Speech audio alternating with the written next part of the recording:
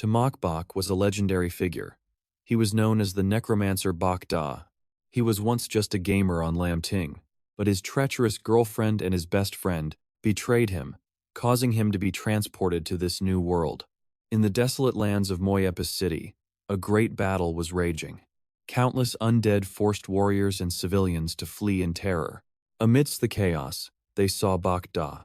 He was a player who single-handedly surpassed national boundaries. Bok Da's arrival proved the vast power gap between him and others.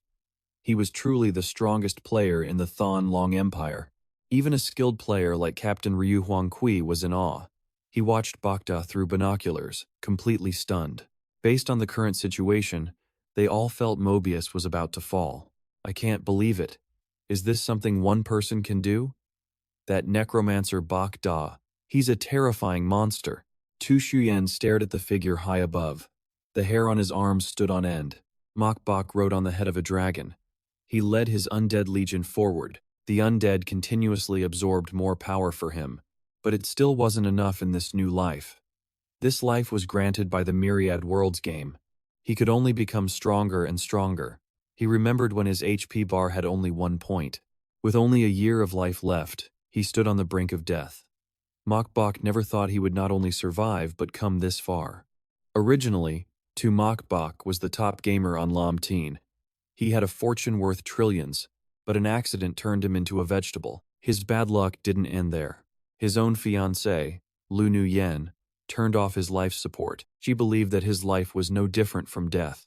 Ironically, Mokbok could still hear the voices around him. He just couldn't move. Because of this, he discovered the truth about his classmate. Truhut was the mastermind who manipulated Nu Yen to seize his assets. Even more shocking, 5 years ago, Truhut had set her up with Mokbok. He was just waiting for this day. He also caused the accident that left Mokbok comatose. Mokbok was driven mad with rage. They were worse than animals. He had treated them like family and his closest brother since college. In the end, he couldn't stop Truhut from pulling the plug. The two of them shamelessly fooled around right in front of Mokbok. He lay on the hospital bed, his breath fading. Mokbok was filled with regret. He hadn't seen their scheme from the very beginning. He was utterly helpless, begging the heavens to let him move instead of just waiting to die. But in the end, his consciousness faded away. Just as he took his final breath, a strange portal opened. Passers-by were stunned and speechless. They wondered if an alien civilization was invading Earth. And then, a message was sent to all of them. Congratulations! Planet Lam Tin has been chosen to participate in the Myriad Worlds game. All participants will start from zero. You will begin a completely new life. The mass transmigration will officially begin in 30 seconds. Game-related information has been stored in each person's brain. Please recall it at your leisure. It was true. Suddenly, information about the Myriad Worlds game appeared in their minds. They had never read it anywhere before. People reacted differently. Some were afraid, others were excited. They wondered what this game was really about. Truhut and Nu Yen had just finished their business. They were still in bed when they received the notification. He couldn't help but curse. Damn it! Lam Tin was chosen for the Myriad Worlds game? I was about to become a billionaire, and now this. It says you can't bring anything from reality into the game? What the hell is this? Nu Yen read the announcement over and over. It said anyone with even a single breath left could enter the game world. Then, she began to worry that Mokbok could also enter. Truhut snorted coldly. Forget whether he can last another 30 seconds. In his current state, even if he enters the game, he'll just be a useless cripple. When the 3-0-second countdown reached 0, all of humanity was simultaneously transported into the game, and Mokbok was no exception. It seemed this was the chance the heavens had given him. If that was the case, Mokbok was determined. In this new world, he would not die, and he would absolutely not give up. A massive teleportation circle opened. It pulled all of humanity inside. Some people screamed in fear. They said they didn't want to play some game. They just wanted to go home. Others also screamed, but with excitement. They were sick of their current lives. The first place they landed was the Temple of the Ascended. Now that he was here, Mokbok knew he wasn't dreaming.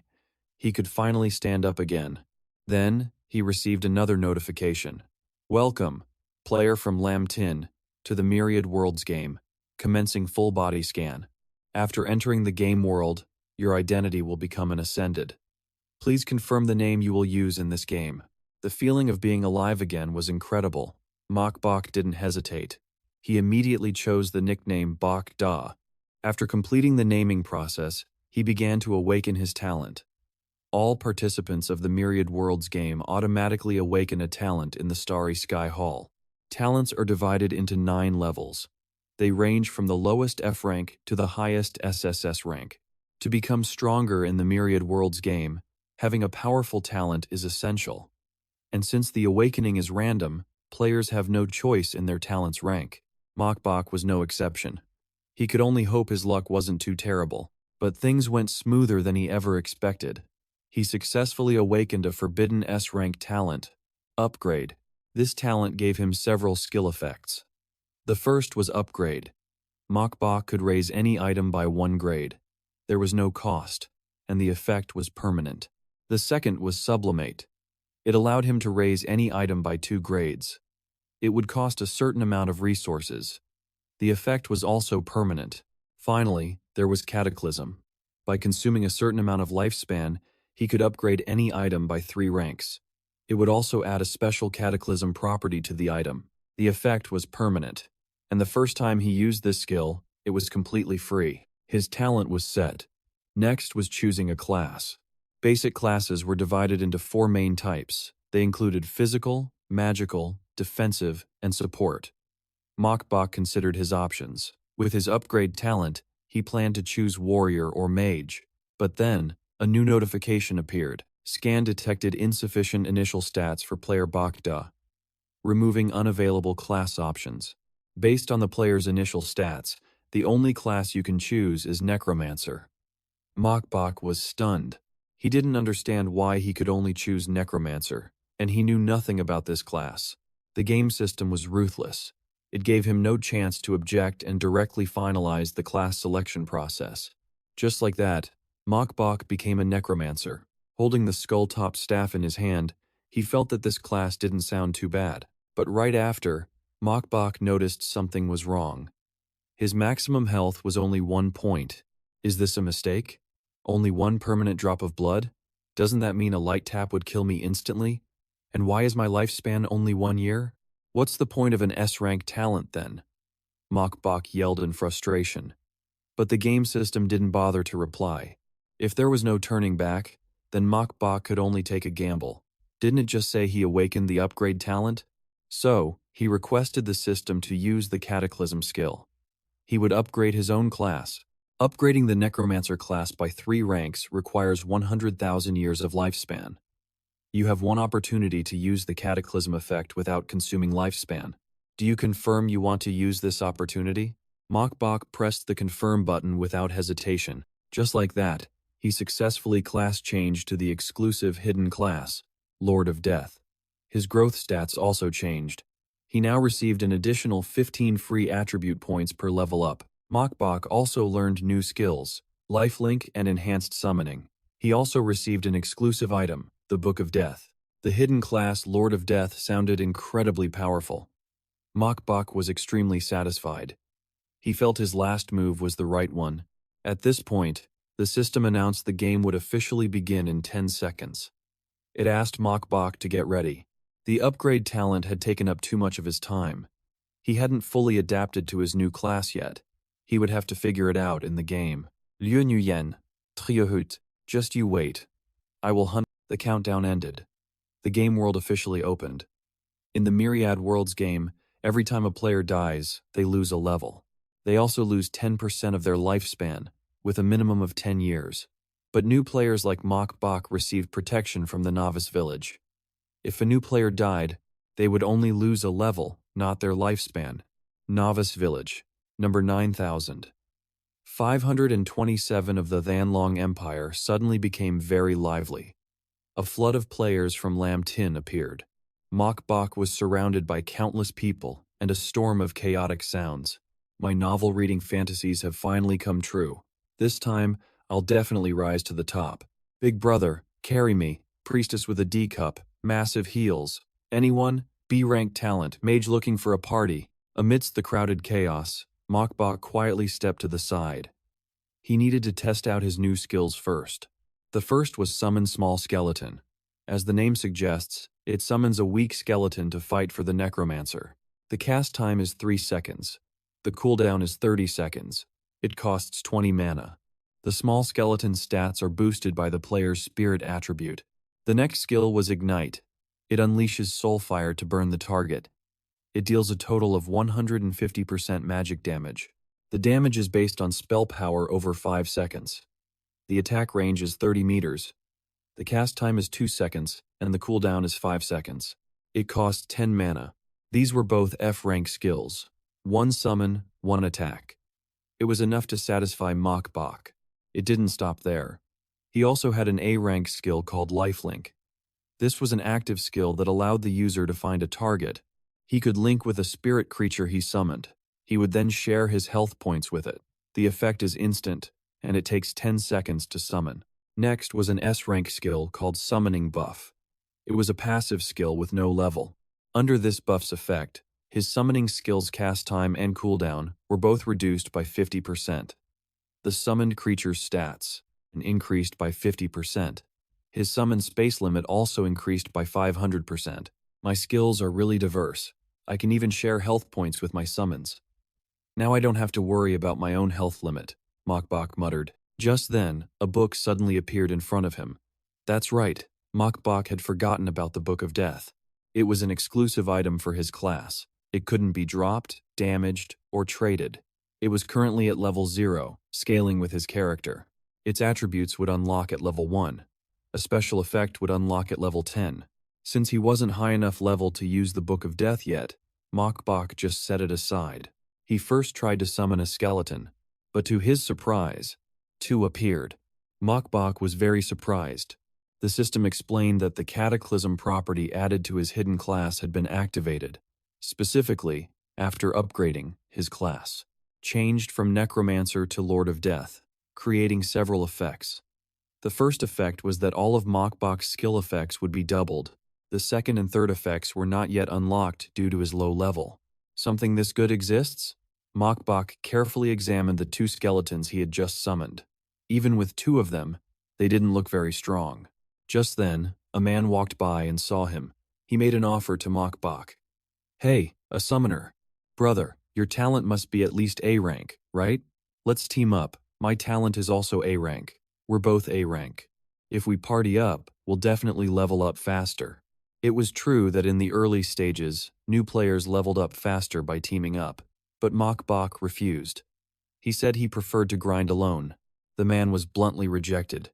He became annoyed and said, "What's with the attitude? Just a summoner. I bet you can't even catch a dirt chicken." Ignoring the man's taunts, Mokbok led his 2 skeletons away. In the monster farming area, many people were gathered. It seemed a newly formed team was getting beaten by that dirt chicken. In the end, they gave up after failing to beat it. I'm done. I'm going back to the village to see if there are any lifestyle classes. Whoever wants this thing can have it. Mokbok approached. This was the dirt chicken the man had mentioned. At level 1, it had 100 HP. Its attack power was 10, and its physical and magic defense were both 5. When Mokbok appeared, some people started whispering, "Look at that guy named Bok Da. The 2 skeletons he summoned look really strong. He must have awakened a good talent. I'm so jealous." Stop being jealous and focus on killing chickens. Seeing their hesitant looks, Mokbok replied immediately, "Don't worry, I won't steal your monster." After all, he had awakened such a powerful talent. He couldn't just come here to fight over a common dirt chicken with them. So Mokbok went deeper into the forest. There, he encountered some red-eyed rabbits. They were level 2 monsters with 150 health points. Their attack power was 15. A single hit would definitely hurt. Luckily, Mokbok didn't have to fight himself. Otherwise, with only 1 HP, he wouldn't be able to take a single blow. His 2 small skeletons began to fight seriously. He glanced around and saw no one else.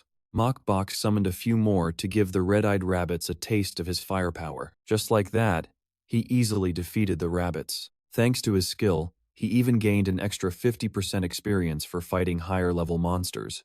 With this farming speed, Mokbok was about to reach level 1. Thanks to the doubling effect, he had linked his life with 2 skeletons. Now, even with only 1 HP, Mokbok wouldn't be easily defeated. He could summon even more skeletons now, but to avoid attracting too much attention, he held back and only used 4 for now. Under Mokbok's command, the 4 skeletons farmed monsters enthusiastically. Some people saw him casually controlling them.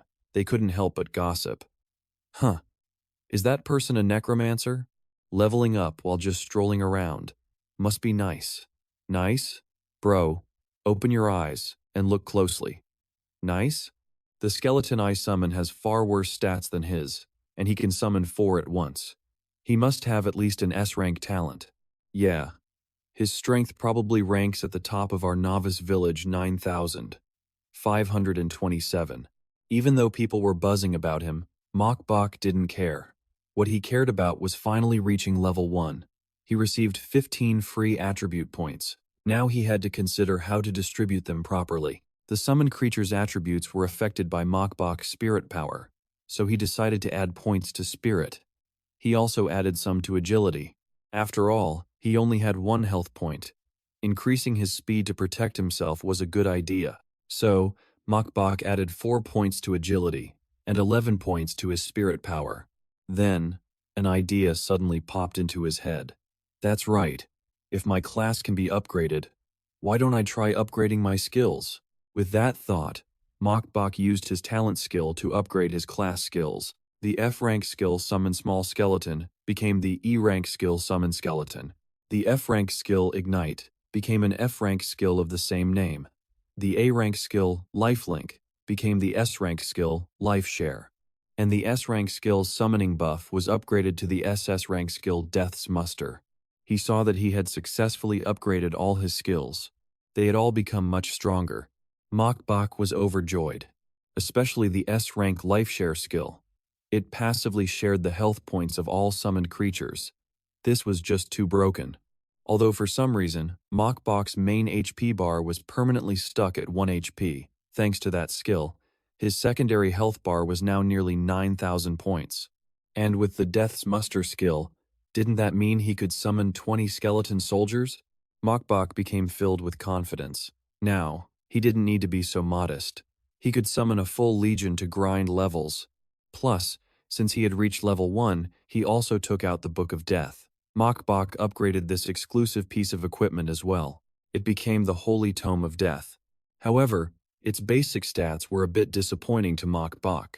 It only added 15 points to his spell power. Oh well, I'll wait until level 10, he muttered. At that level, the Holy Tome of Death would unlock a special effect.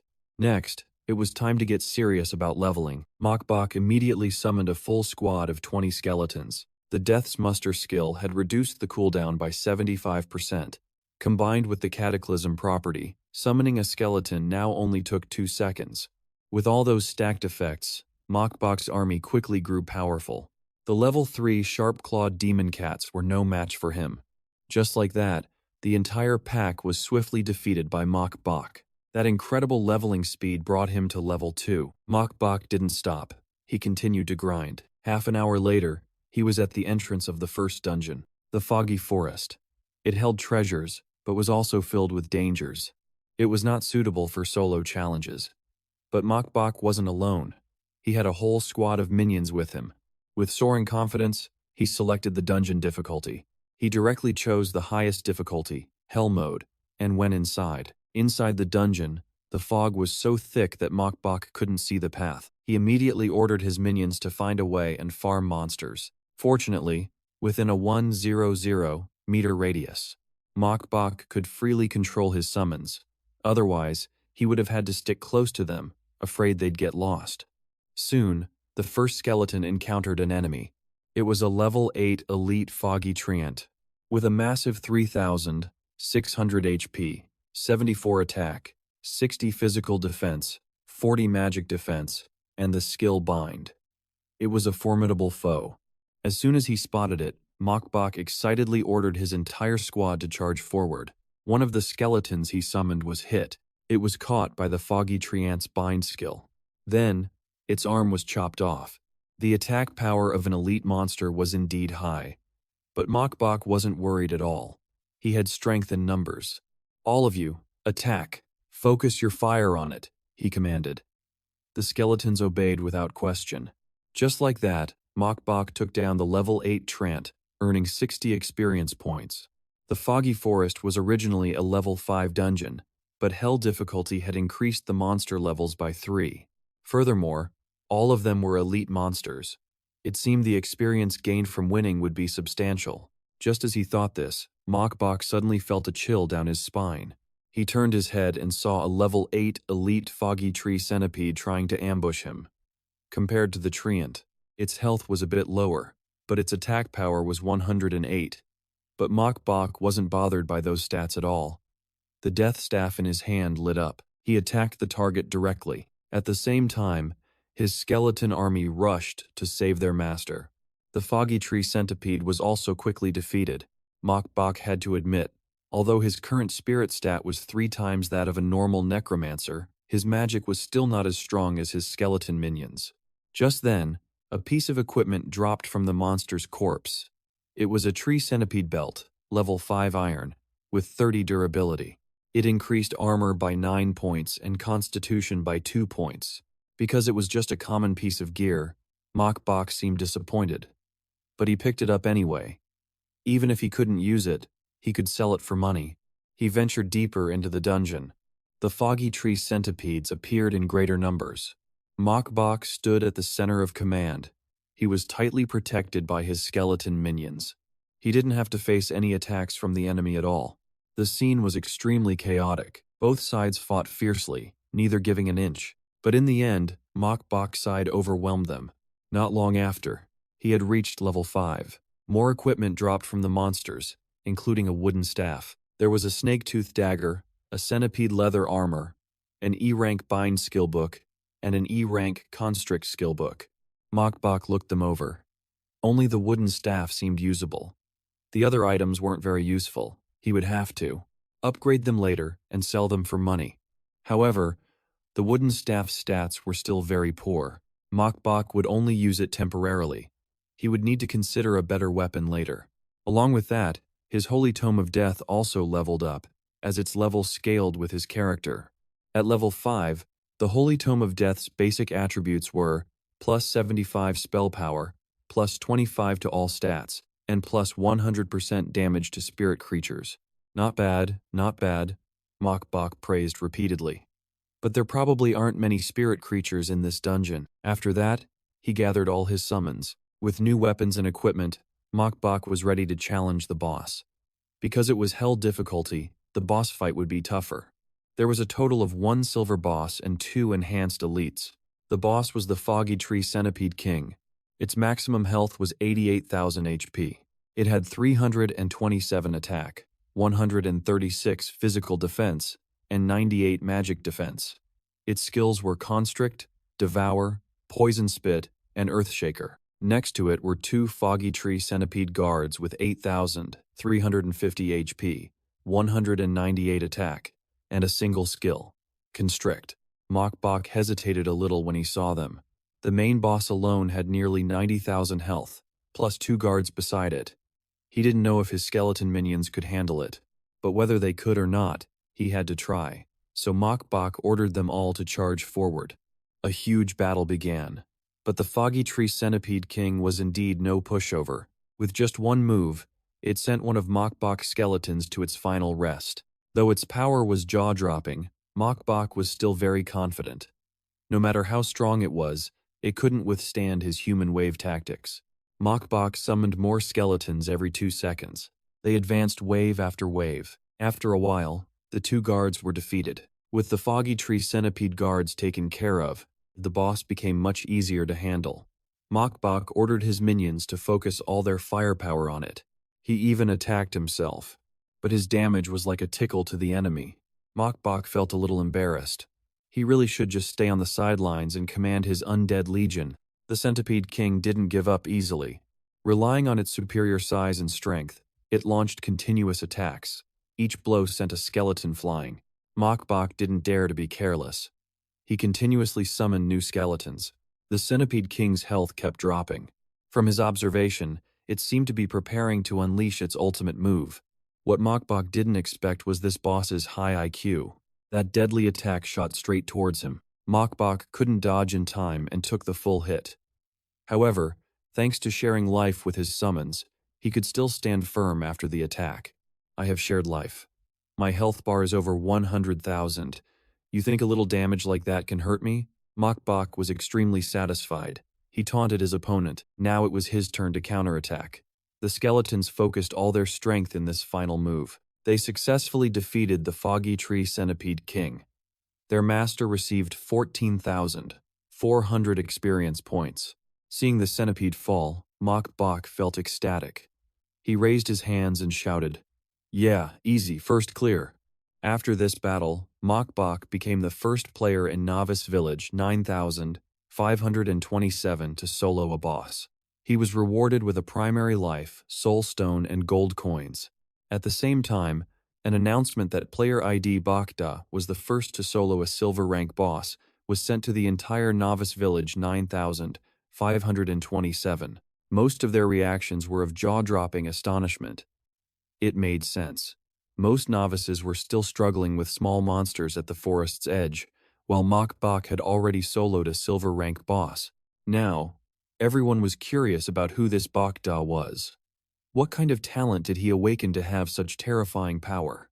This Bokda is insane. Is the gap between people really that big? This Myriad Worlds game is so unfair. I can barely defeat a small monster. And he's soloing bosses. What kind of logic is that? That's right. Before transmigrating, I worked like a horse. I never thought that even after transmigrating, I'd just be cannon fodder. Not far away, Fong Diep Tutu and Fujiap Thianha were also farming monsters. After reading the announcement about Mokbok, Fujiap seemed regretful. So soloing a boss triggers a server-wide announcement.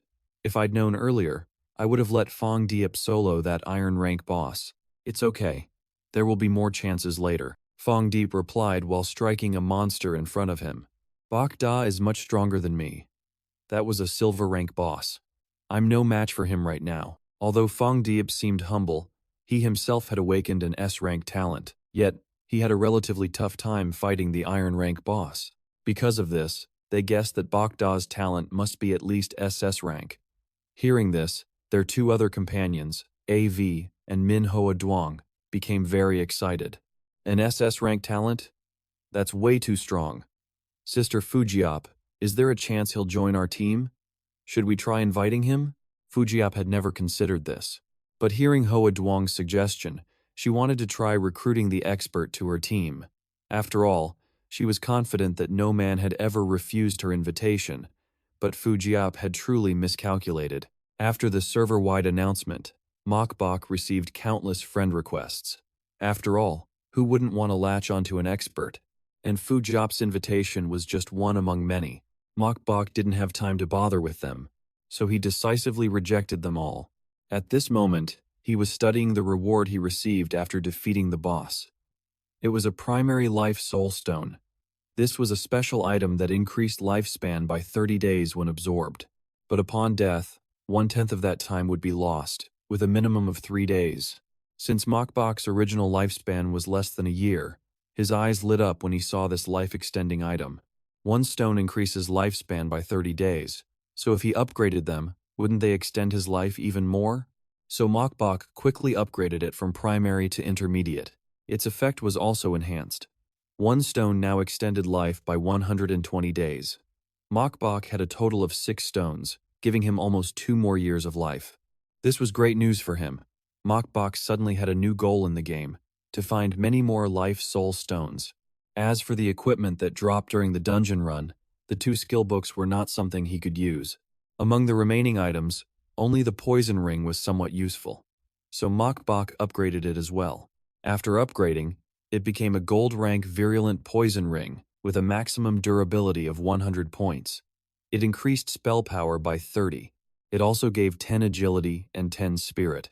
In addition, his magic skills now had a certain chance to deal an extra 150 points of poison damage. It could trigger once every 10 seconds at most. Magic with poison damage isn't bad. If my attack isn't enough, I'll use poison to make up for it. Mokbok was extremely satisfied. After checking his loot, he did a head count. Many of his skeletons had died. Losing so many troops to just a primary boss made Mokbok feel his minions were still not strong enough. Now that he had some gold, he wanted to see if it could help upgrade his summoning skill. When he chose to use the sublimate skill, the game sent a notification. Notification: are you sure you want to spend 5 gold to overwrite the previous upgrade effect and upgrade the summon skeleton skill to a higher tier? Mokbok frowned after reading the notification. It costs 5 gold coins right off the bat. This system is a money-sucking demon, but money spent can be earned back. He immediately used the skill. And so, his summon skeleton skill was upgraded again. It became the D rank skill, Summon Skeleton Warrior. At this level, the skeletons even had their own classes. Each summon would produce either a warrior or an archer. The cast time was 3 seconds, with a 30-second cooldown, and it cost 200 mana. The skeleton's stats were still directly influenced by Mokbok's spirit power. As a result, a skeleton archer now had 637 points in strength, constitution, and agility. Its maximum health was 10,000. It had 6,370 HP, 764 damage, 319 physical defense, and an active skill called Double Shot. It allowed it to shoot 2 arrows at once, dealing an extra 90% physical damage. As for the skeleton warrior, its strength, constitution, agility, and defense stats were the same as the archer's, but its health reached 7,644 and its damage was a whopping 956 points. Of course, it also had an active skill called Heavy Strike, which was a powerful attack that dealt 175% physical damage. After reading their new info panels, Mokbok immediately stopped regretting the cost. With these stats, his 5 gold coins were completely worth it. To test his minions' skills, Mokbok quickly took them into the forest to fight against level 8 elite goblins. Although they were level 8 elite monsters, the stats of the undead legion under his command were now completely overwhelming. The goblins didn't even have a chance to fight back. Just like that, he commanded his legion deeper and deeper into the forest. Meanwhile, in the novice village, many new players were still busy recruiting for their teams. Among them, a guy named Hoan Dubangyip was even recruiting members to form a guild. At first, when they heard about guild recruitment, the players weren't very enthusiastic. They had been transmigrated here. Who wanted to experience the feeling of working under someone else again? Unexpectedly, Hoendu then showed off his S-rank talent. In Myriad Worlds, his character was a leader. He was a born leader. He possessed an exclusive S-rank talent that allowed him to establish a guild for free. Guild members would receive a 20% bonus to experience points. They would also get a 20% increase in item drop rates and a 20% boost to both physical and magical attack power.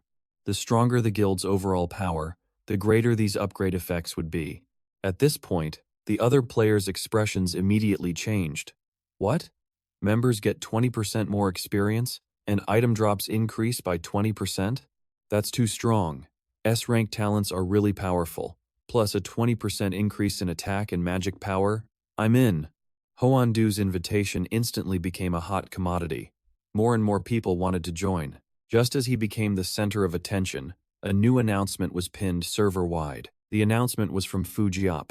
It read, "Brother Bakda, please accept my friend request. I have something important to discuss." The new players were in an uproar after reading the announcement. They struggled to kill dozens of monsters and barely got a few coins. This Fujiap just spent 10 gold coins to send a single message. She was clearly rich. Even Hoando, after reading the pinned announcement, had to wonder, where did this Fujiap Tianha get so much gold? And who is this Bakda? I have to see how good he is. On the other side, Mokbok also received the notification. He was curious who would waste 10 gold coins just to contact him, so he accepted the friend request. On the other end, Fujiap immediately sent a message. Bakda, I'll give you 100 gold coins at once. All your equipment and skills, I'll cover them all. Are you interested in joining my team? Mokbok read the message. Something felt off. Offering 100 gold coins right off the bat? That's way too rich. We're all new players who just got here, and we couldn't bring assets from the real world. Where did this Fujiap get so much money? He really didn't believe it. So, Mokbok replied, "How do you have so much money? Why should I believe you?" Fujiap had no intention of hiding it. She told him honestly that she had the SS rank talent, God of Wealth. To her, money was just a number. As long as Mokbok agreed to sign a contract to join her team, he could have as much money as he wanted. To explain her talent more clearly, her first talent effect was called Money Tree. She could shake the money tree 6 times a day. She would randomly receive 1 to 999 gold coins. She also had a chance to get special items. The second was Abundant Resources, which increased the quantity of items she carried by 1% each day. The third effect was called Only In, Not Out. This meant that whenever Fujiap died, she wouldn't drop any gold or items. So it was useless for malicious players to try and kill her. Damn, this God of Wealth talent is too powerful, Mokbok couldn't help but exclaim. A person with this talent could literally make money while doing nothing. Facing an invitation from someone like that was truly hard to refuse. However, Mokbok was still hesitant. He felt that teaming up would bring more trouble and could easily expose him. Therefore, in the early stages, he still wanted to grind alone for safety. "Sorry, I prefer to act alone," Mokbok replied. His message drove Fujiap crazy. This bastard actually dared to refuse me, seeing that even their team's goddess of wealth couldn't recruit Mokbok. Avi and the others gave up hope. After all, it wasn't like they couldn't clear monsters on their own. But Fujiap thought it over. Although their team was doing fine, without good equipment, their grinding speed would eventually slow down. While thinking of a way to persuade Mokbok, he sent her a message. "Fujiap, interested in a deal? I have some equipment and skill books I don't use. Your team probably needs them, right?" As soon as she read the message, Fujiap's eyes lit up. Just as she was thinking about their lack of equipment, Mokbok offered to sell. "How much do you have?" "I'll take it all," she immediately replied. "More than you think. I'll contact you for the trade after I'm done with my business." Although they couldn't recruit Mokbok, the fact that he was selling them equipment was good news. If their main attacker, Fong Deep, got top-tier gear, the team's attack power would surely multiply. Back to the situation at hand, Fujiap's group was facing a level 5 bronze boss called the Wild Boar Chief. Its health was 23,800 points. Its attack was 205, physical defense 81, and magic defense 62. It had a series of skills like Tear, Heavy Slam, and Frenzied Stomp. It looked much tougher than the Iron rank boss they had faced before. "Are you sure you can solo it?" Fujiap asked. "It shouldn't be a problem." With his assurance, Fujiap had AV and Hoa Duong give all their healing potions to Fong Diep. They would retreat and stand guard to prevent anyone from disturbing him. Because of that server-wide announcement, Fujiap was determined to get it. And so, with the solid support of his 3 teammates, Fong Deep advanced alone to face the Wild Boar Chief. Although the size difference between them was significant, Fong Diep was extremely confident. He remained calm, continuously dealing damage to his opponent with precise strikes. Of course, the Wild Boar Chief counterattacked, but it couldn't touch a single hair on Fong Deep's head. "Its strength isn't bad, but its speed is lacking," he calmly remarked. Seeing Fong Deep's composed demeanor, Fujiap felt at ease. She felt her teammate had rich combat experience. Soloing that boss would surely not be a major issue. At that moment, Mokbok had just finished off the level 8 Goblin Chief with the help of his minions, gaining 14,400 experience points. After upgrading his summoning skill, his legion wreaked even more havoc in the foggy forest.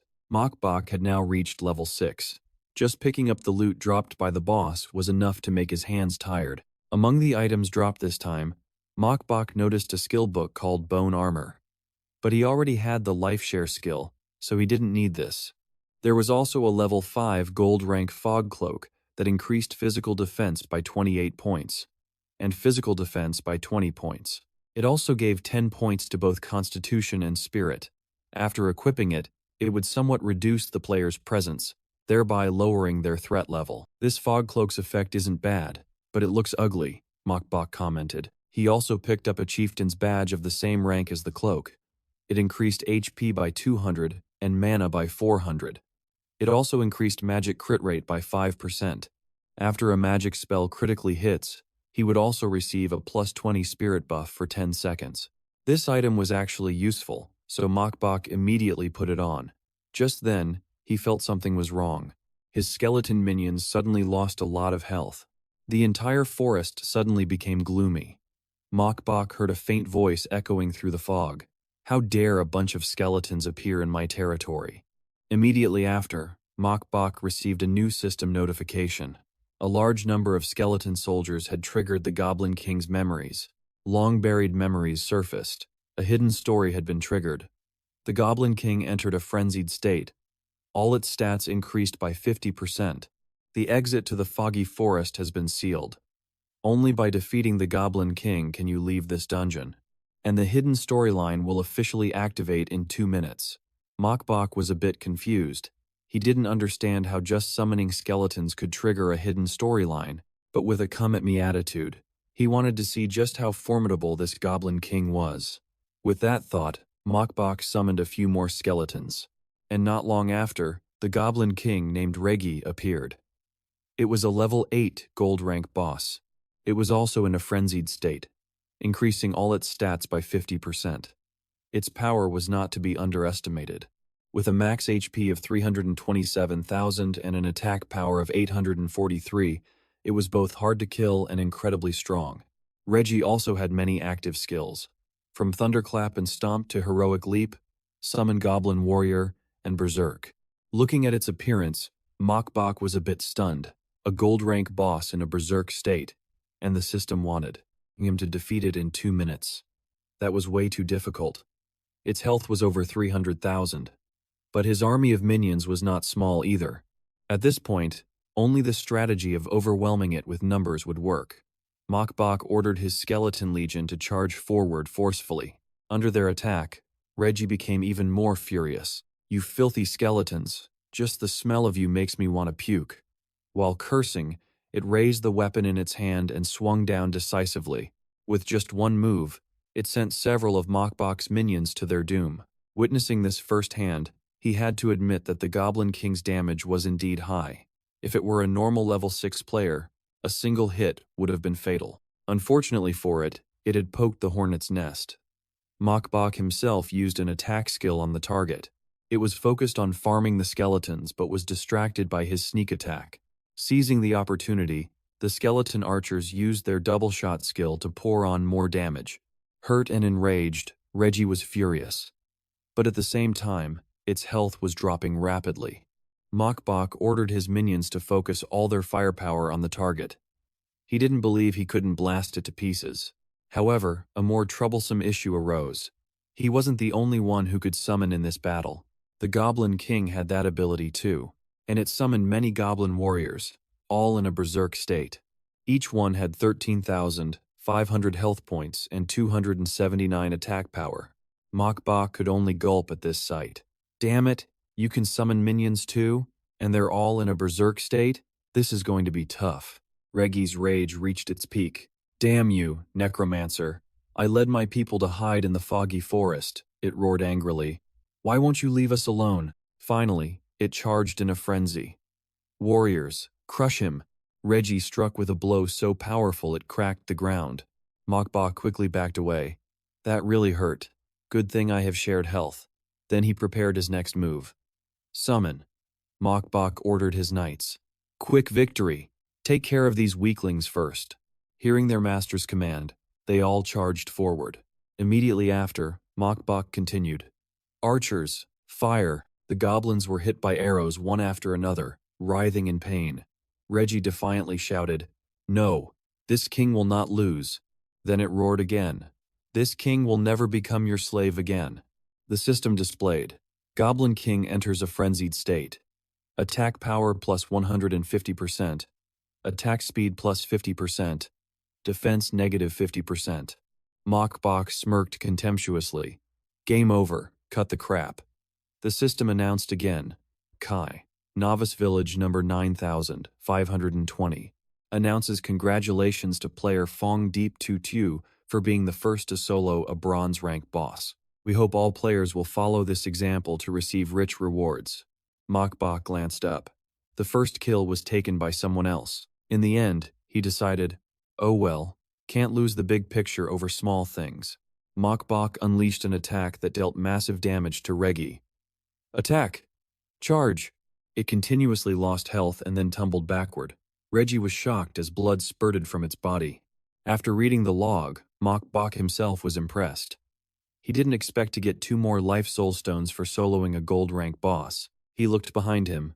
No item drops? Mokbok asked himself a question. Could it be related to the hidden storyline? Meanwhile, Hondu was celebrating internally.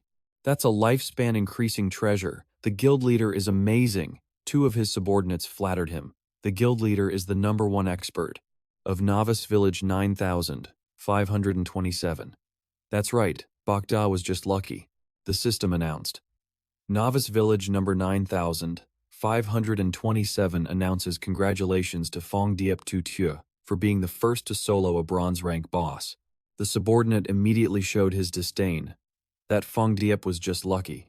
Now let's go find a gold rank boss. He really thinks I'm invincible and can kill anything? The system continued to announce. Congratulations to Bakda for being the first to solo a gold rank boss. A special announcement hopes all players will follow his example and receive rich rewards. At this point, Hoandu was really annoyed. Bakda, what kind of talent did you awaken? Could it be SSS rank? Even Fong Deep had to wonder. It's Bakda again. This person's strength is truly terrifying. Fujap remained optimistic. It's okay. The Myriad Worlds game has just begun. There's still plenty of time to catch up to him. Besides, I'm here. Fong Deep was a little excited. Let's go. It's time to check out the first dungeon. The system prompted. Notification. If you defeat Goblin King Reggie within 2 minutes, you will trigger the hidden storyline Reggie's Nightmare. Reminder. The Foggy Forest dungeon difficulty has been increased to disaster level. Mokbok was still fighting hard. Summon. Higher than hell difficulty is disaster difficulty? The goblin's face suddenly emitted a cloud of smoke. This made Mokbok wonder. What's going on? What the hell is happening? They kept jumping around strangely, their bodies on fire. Mokbok exclaimed, "How tragic." So the small skeletons were once goblins. He stared at the smoking Reggie. Its body glowed brightly and then fell heavily to the ground. Instantly, Reggie transformed into the Skeleton King. One of the most successful creations of the necromancers of the Great Han era. It shouldn't have appeared here, Reggie himself spoke. In the end, I couldn't escape the fate of becoming undead. Then it ordered the goblins. Fight for me, my warriors. Reggie raised its giant sword. Mokbok was a little terrified. Are you kidding me? Is this something that should appear in a novice village?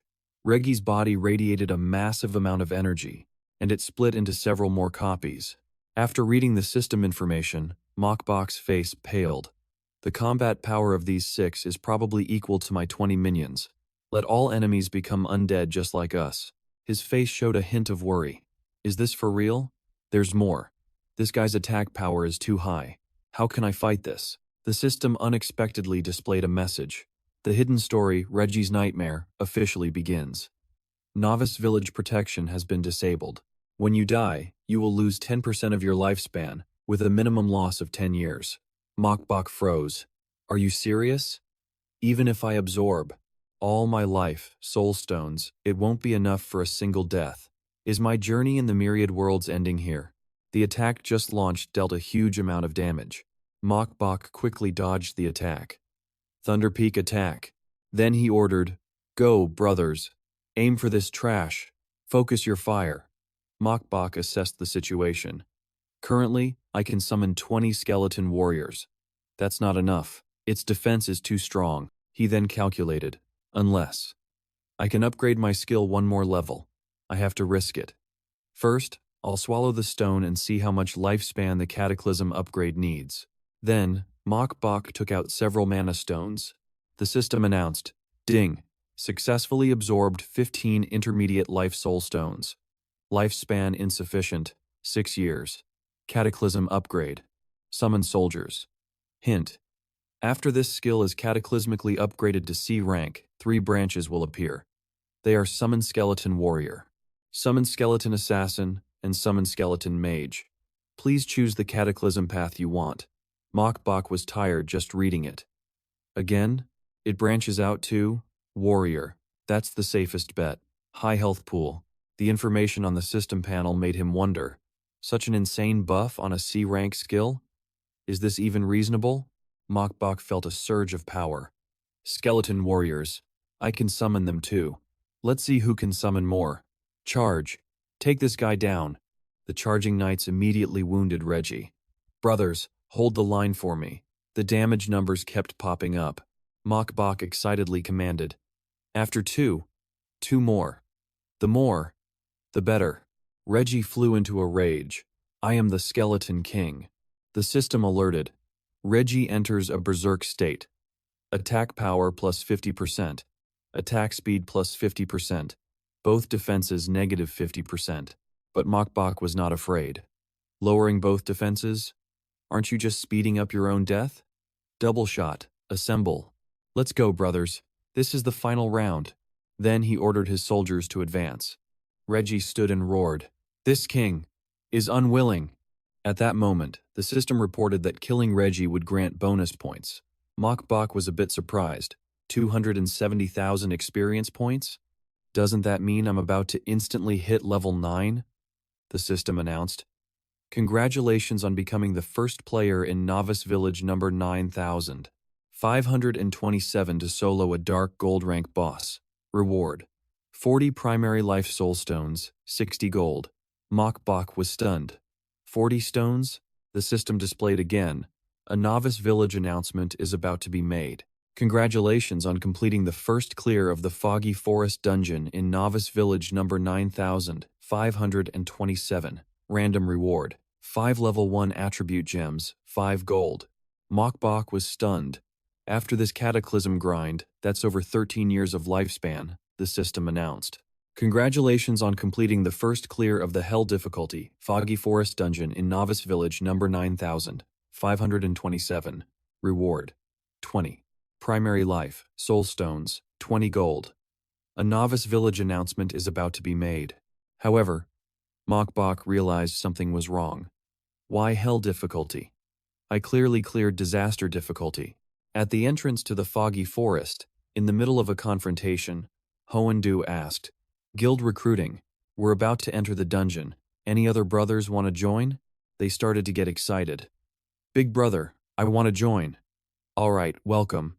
The people around them looked impressed. Look closely. I just noticed, these guys are wearing a full set of equipment. So it's Fujiap Thien Ha. Then it's not surprising anymore, the murmurs continued. Fujiap Thien Ha. They assessed, a full set of level 5 equipment like this must cost a lot of money. This guy is really rich.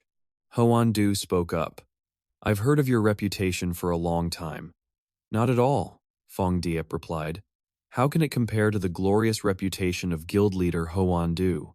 Hoendu eagerly suggested, since everyone is here, how about we make a bet? Fujiap was unfazed. What kind of bet? I wonder what guild leader Hoendu wants to bet on. Hoendu set the rules. Let's bet on who can get the first clear of the Foggy Forest. How about it? Fujiap agreed. All right, what are the stakes?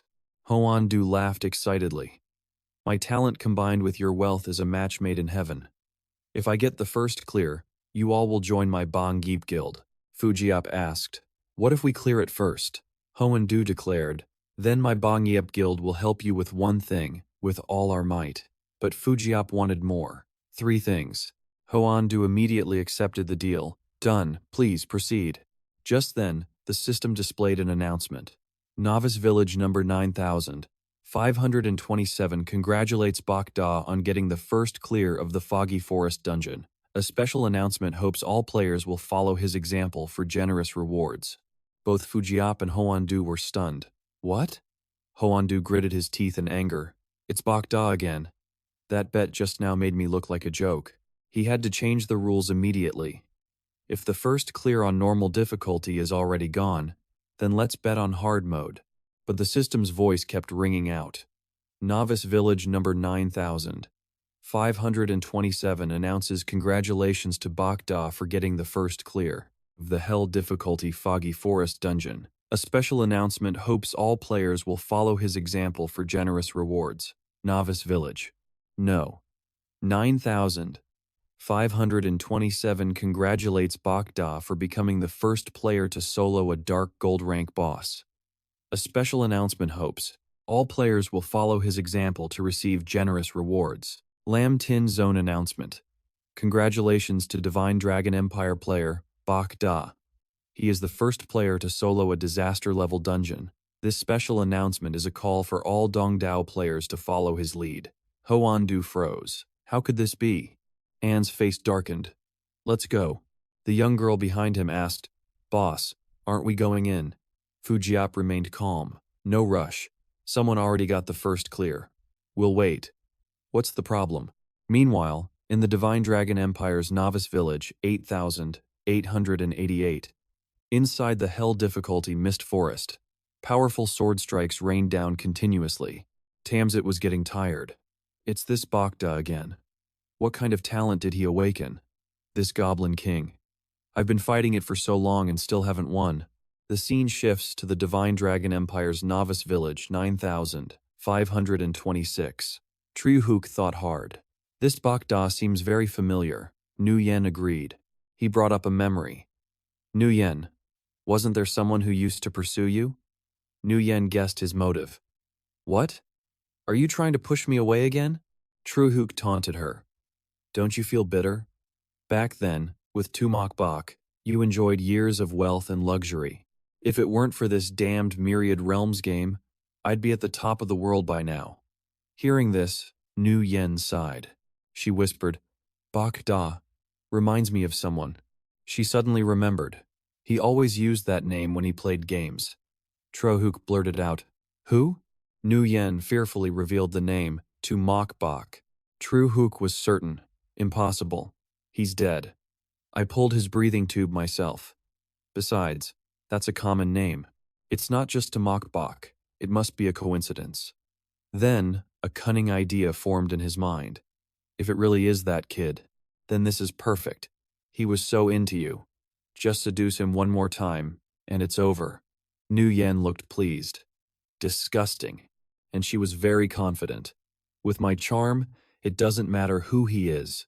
A congratulatory message appeared. Mok Bak was impressed. As expected of a disaster-level dungeon, the rewards are amazing. Now, even with one hit point left, I can infinitely summon my reserves. He tapped the inventory button. A swirling vortex of spiritual energy pulled souls into Mok Bak's chest. This skill absorbs death energy from corpses. It can drain up to 5 targets at once. Cooldown is 30 seconds, no cost. Maximum range is 50 meters. The death energy value caps at 80 times the user's level. Next up was the feedback skill. He extended a hand toward Reggie. This skill instantly restores his own health or mana. It can also be used to enhance a summon. Cooldown is 30 seconds. The cost is 1 to 80 death energy points. 1 point of death energy restores 10 health or 100 mana. 1 point enhances a target's main stat by 0.5% for 60 seconds. After testing it, Mok Bak thought, now I don't have to worry about mana consumption. A beam of light shot into Mok Bak's forehead. He said, Upgrade. Right now, the free upgrade is my only choice. A notification popped up. It asked to confirm a free upgrade for the Life Absorption Feedback Skill Book. Mok Bak said, Confirm. The system announced, You have received the Life Absorption Feedback Skill Book. You have learned the new skill, Death Absorption Feedback. He glanced at Reggie and muttered, I need to test this on someone. As he spoke, Mok Bak reached out. He absorbed the death energy from the corpse. A system notification appeared. You have successfully absorbed the energy, 120 death energy points from the corpse of the Dark Gold boss, Ancient King Reggie. Your death energy is at its maximum limit. You can absorb more after using some. Seeing this, he wondered, so much? Was it because this creature was a spirit being? Is its death energy more concentrated? A cloak dropped. Whisper of the Dead Mage's Cloak. Upper body equipment. Required level, 10 to 60. It scales with the player's level. It upgrades every 5 levels, up to level 60. Item grade, epic, unappraised. Mok Bak smiled triumphantly. This must be the first epic item in the Lam Tin zone. Too bad it still needs appraisal. The fee won't be cheap. I'll store it for now. Suddenly, an idea flashed in his mind. Mokbok knelt beside Reggie. He rummaged through the remains and said, "Let's see what else dropped. I'll grab it all. I'll sell it all to Fujiap Tianha. I've killed him twice. He better have dropped some good loot." Then he shouted, "Jackpot!" A flood of items appeared. You have received 10 gold and 38 silver.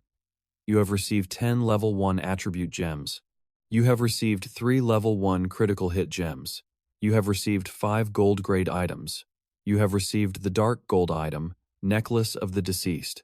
You have received the dark gold item, Boots of Shadow. You have received the dark gold item, Bone Sword. You have received the dark gold item, Boots of Shadow. Bone Heavy Armor. You have received the C-grade skill book, Summon Skeleton Warrior. You have received the C-grade skill book, Summon Skeleton Archer. You have received the C-grade skill book, Summon Skeleton Mage. You have received the B-grade skill book, Aura of the Dead. You have received the skill book, B-grade skill, Heavy Strike. You have received 10 dark gold materials, Bone of Death Energy. He exclaimed, "Nice. This is a real jackpot. It's like I got all of Reggie's skills." The system announced, "Congratulations. You have received 10 dark gold materials, Remnant Soul. You have received the quest item, Holland's Crystal Orb." The system prompted again. "You possess 3 skill books, Summon Skeleton Warrior, Summon Skeleton Archer, and Summon Skeleton Mage. Confirm to fuse them into an advanced summon?" Watching the books merge, Mokbok exclaimed, "I didn't know they could be fused." A massive spiritual force surged. The system displayed a confirmation. Mokbok said, "Fuse. Upgrade it directly. You have learned a new skill. Advanced Summon. Advanced Skeleton Summon. C grade. Level 1. An active skill that summons a warrior, archer, and mage to fight for you. Cast time, 3 seconds. Cooldown, 30 seconds. Mana cost, 300. Special trait, Anomaly. Warrior's health is increased by 500%. Attack power is increased by 100%. 2 slots are locked. 3 slots are locked. The whole panel shows its advanced attributes are influenced by the player's spirit stat." He rubbed his chin and muttered, "So this skill overwrote the previous ones. The locked parts must be for the archer and mage. It seems I'll have to upgrade the skill again to unlock them." A series of notifications appeared. Target, Advanced Skeleton Summon. Please select an upgrade tier, 1, 2, or 3. Upgrade to B-grade Advanced Skeleton Summon for free. Ascend to A-grade Elite Summon. Cost, 10,000 gold. Mutate to S-grade Legion Summon. Cost, 1,000 years of lifespan. He didn't hesitate. He slammed the upgrade button. Upgrade directly. A notification appeared. Your C-grade Skeleton Summon skill has been successfully upgraded to B-grade. B-grade, Level 1. Active skill. Summons 3 warriors, archers, and mages to fight for you. Cast time, 3 seconds. Cooldown, 30 seconds. Mana cost, 1,000. Mokbok murmured, "A mana cost of 1,000 is no joke." Suddenly, a blue orb appeared. Mokbok wondered, "What's this?" The system prompted him, "Accept the quest. Harlan's Legacy? Please note, this is an epic grade quest. The difficulty is extremely high. Consider carefully. Accepting Harlan's crystal orb will partially break its seal. It will temporarily bind to you. Rejecting Harlan's crystal orb will cause it to tear through space. It will seek the next fated person." Mokbok reached for the orb. "Is this the reward from the hidden story? I wonder if this quest item can be upgraded." Without hesitation, Mokbok chose to upgrade it. The system prompted him again. "Accept the quest. Dylan's untimely demise? Please note, this is a legendary grade quest. The difficulty is beyond imagination. Consider carefully. Accepting Dylan's crystal orb will break the seal. A part of the seal will break. It will temporarily become your equipment. Rejecting Dylan's crystal orb will make it tear through space. It will search for the next fated person." He shouted, "Accept." A powerful shockwave erupted. A mighty blue dragon appeared, roaring fiercely. The system announced, "You have accepted the legendary quest. Dylan's untimely demise. Your level is too low. Please reach level 30 within 1 month to unlock the first stage." Please note, if you fail to unlock the quest in time, you will lose Dylan's crystal orb. The orb's details will be revealed after breaking the seal. Item name, Dragon Orb of the West. Level 0 to 200. Grade, Legendary. Durability, 1000 over 1000. Basic attributes, Level 5 Strength Points. Magic Power plus 50. All Stats plus 20. Health plus 1000. Mana plus 2000. Effect 1. Magic Critical Rate plus 20%. Critical Damage plus 50%. Effect 2, Sealed. Effect Unknown. Effect 3, Sealed. Effect Unknown. Special Skill, Sealed. Will unlock after starting the first quest stage. Seeing this, Mokbok laughed. This critical hit bonus is insane. He held the orb, his face beaming. This haul is beyond my wildest dreams. With that, Mokbok turned to leave. He muttered, "It's time to meet Fujiap Thianha." On the other side, Hoa Duong asked Fujiap, "Boss, when are we entering the dungeon?"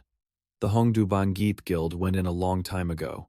She replied, "No rush, let's wait and see." Just then, Mokbok emerged from the portal. Fujiap was overjoyed. "Brother Bokda, you're finally out." Seeing this, he thought, "Are they waiting to give me money?" Then he spoke. "Have you all been waiting for me?" She whispered to him, "Did you bring the items? Should we trade somewhere else?" Mokbok replied flatly, "No need. This is fine." Suddenly, he gestured forward. Several items appeared in a flash, stunning everyone. Fujiap exclaimed, "Mokbok, Bokda, your power is just too terrifying."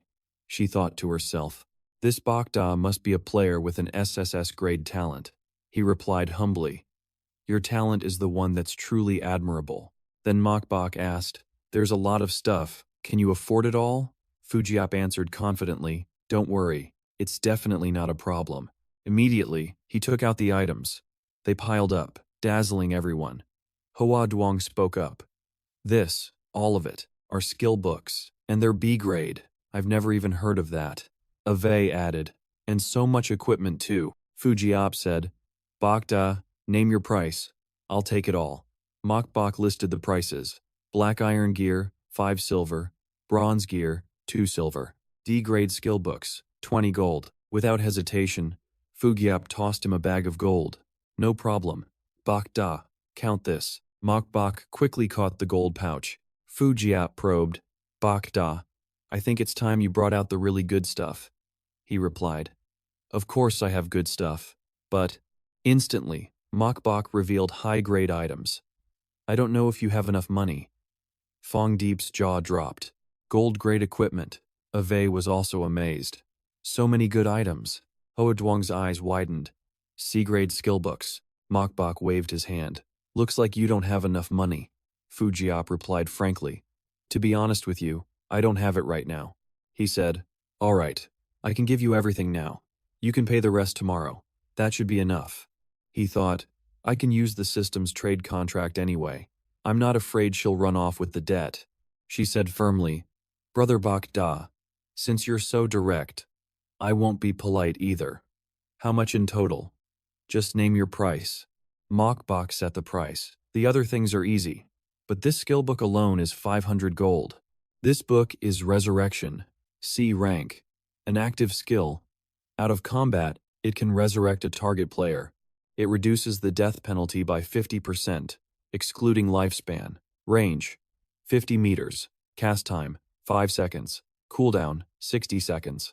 Mana cost, 300. Requires priest class." Hoa Duong exclaimed, "A priest's resurrection skill." After the exchange, Mokbok and Fujiap shook hands. She said, "Deal. I'll take it all. Bokda, I'll pay you the rest of the gold tomorrow. Is that okay?" He replied, "No problem." Watching them leave, Mokbok murmured, "I remember the first effect of the God of Wealth talent. You can shake the money tree once a day. You randomly get 1 to 999 gold coins." He analyzed the situation. She's sure she can give me 500 gold tomorrow. The other 2 effects of her talent must be giving her that confidence. Suddenly, Mokbok called out. "Right," he asked Fujiap. "I remember you got 2 soul stones for the first bronze boss kill, right? Want to make another deal? I guarantee you'll get the first clear." The first clear of the nightmare difficulty Mist Forest, and you'll be strong enough to challenge the hell difficulty. As he spoke, Mokbok's eyes hardened. He stated his condition. But I want the soul stones from the first clear of the Mist Forest, plus the soul stones you already have. Hearing this, she turned to Fongdeep and shouted, "Deal." Later, Mokbok was relaxing on the grass, watching the battle unfold. A system notification popped up. Killed level 10 forest buffalo. Gained 50% level gap bonus, plus 30 EXP. Killed level 10 elite prairie wolf. Gained 50% level gap bonus, plus 150 EXP. Killed level 10 enhanced elite prairie wolf. Gained 50% level gap bonus, plus 450 EXP. He closed his eyes, speaking confidently. So what if I only have one drop of blood left? Winning is easy, and leveling up is still fast. Later, the system announced, "Congratulations to player Bok Da for reaching level 9. Intelligence +1, skill point +1, free attribute points, +15. Mokbok stretched and yawned. He distributed his attribute points. He muttered, "I wonder where the appraiser went." Mokbok stood up. He walked forward, speaking to himself. "I came all this way to find an appraiser for my equipment, and there's not a single person in sight. Honestly, what's with appraisers? They like to be dramatic. Why can't he just stay in his shop? Why run out to the prairie for inspiration?" Suddenly, the system prompted him. "Your warrior has fallen. Anomaly trait activated. Your warrior has been resurrected in the summoned space with full health. For the next 60 minutes, this warrior cannot activate the resurrection effect again." Hearing this, he wondered what to do. He exclaimed, "What? Killed in the blink of an eye?" Mokbok observed the area ahead. "My skeleton warrior has nearly 150,000 health, and it still got one-shotted. How strong is this thing? Could it be the appraiser? If I knew the NPC was this strong, I would have saved some more lifespan for myself." Suddenly, a shadow appeared behind him. A voice spoke. "Not bad, kid. To think you could summon so many piles of bones." It was Hoai Jian. Looking at his face, Mokbok thought, "It really is the appraiser. That speed is terrifying." Hoai Jian asked, "I was in a rare good mood, seeking inspiration. But your pile of broken bones ruined it all. Speak, how will you compensate me?" He quickly replied, Can I pay with money?" Hearing this, the old man snatched the gold pouch. "Do I look like someone who needs money?" Mokbok hesitated. Well, before he could finish, Hoai Jian tossed him a scroll. He said in a low voice, "I'm not an unreasonable person. I'll take 100 gold from you. Consider this painting a gift. Not everyone can get one of my works. You should be happy." The system announced, "You received a painting from Hoai Jian." When he unrolled it, Mokbok saw the drawing and scoffed. A 3-year-old could draw better than this. As if hearing him, Hoai Jian's face turned cold. A dark aura radiated from him. Seeing this, Mokbok quickly waved his hands and explained, "Senior, you misunderstood. I just wanted to calm down and wash my hands first. Then I could slowly and carefully appreciate the insights you had while creating this." Suddenly, the old man placed a hand on Mokbok's shoulder. He said cheerfully, "Not bad, kid. I'm in a good mood today. Got any items that need appraising? I'll do it for free." He forced a smile. "Really? Then thank you very much." A moment later, a bright light appeared in midair. Hoai Jian looked at the high-grade items, praising them endlessly. "Kid, you're strong, and your luck is good." He thought to himself, "Appraising 4 items for 100 gold. I'm taking a huge loss." Hoai Jian began to chant over the items. Shadow boots, plate boots, level 10, dark gold item, durability 200/200, requires 80 strength, 50 constitution, physical defense +75, magic defense +50, health +800, stamina +20, constitution +20, agility +10, movement speed +10%, attached skill, shadow step, hide in the shadows, movement speed increases by 60%. Damage taken is reduced by 10%. Duration, 30 seconds. Cooldown, 10 minutes. Automatically learned upon equipping. Ghostly dance. Bone-heavy armor, Plate armor, level 10, can be upgraded 3/3. Dark gold item. Durability, 200 over 200. Requires 100 strength, 80 constitution. Magic defense plus 120. Health plus 1,200. Strength plus 15. Constitution plus 25. Reduces physical damage by 100 points. Reflects 100 points of melee damage. Attached skill, bone armor, summons bones to cover the body. The effect of damage reduction and reflect from the bone armor is increased by 300%. Duration, 30 seconds. Cooldown, 10 minutes. Set bonus. Bone set 1/2. Set effect. Attack plus 10%. Physical defense plus 10%. Not activated. Exposed bone spikes make enemies hesitate to strike. Bone Greatsword. Two-handed sword, level 10, can be upgraded 3/3. Dark gold item. Durability 200 over 200. Requires 120 strength. Attack plus 288. Strength plus 50. Each strike deals 30% of strength, as splash damage. Attached skill. Heavy strike. Attacks have a chance to deal triple damage. Bone set 1 of 2. Violence is the ultimate aesthetic. Necklace of the deceased. Necklace, jewelry, level 10. Dark gold item. Durability 200 over 200. Requires 100 spirit. Magic power plus 80. Health plus 500. Mana plus 1000. Spirit plus 30. Constitution plus 10. Agility plus 10. Attacks apply a curse effect, reducing the target's dual defenses by 100. Summons can also trigger this effect. Attached skill, the dead. The effect of fear, type negative statuses on you is reduced by 50%. The dead know no fear. After finishing, he turned to leave. Normally, just one of these would cost 100 gold. You got a good deal today. Alright, next time, tell your bone piles to stay away from me. Don't disturb my inspiration again. Mok Bok was thrilled. He looked at the items and eagerly called out, "Senior, wait." Hearing this, Hwaijian asked irritably, "You brat, don't tell me, you have more dark gold gear to appraise?" He cursed inwardly. "I shouldn't have agreed to appraise for this kid for free. I'm losing so much."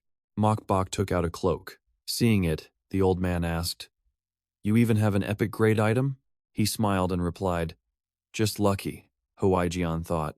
"Even appraising dark gold is expensive. This one will be even more expensive.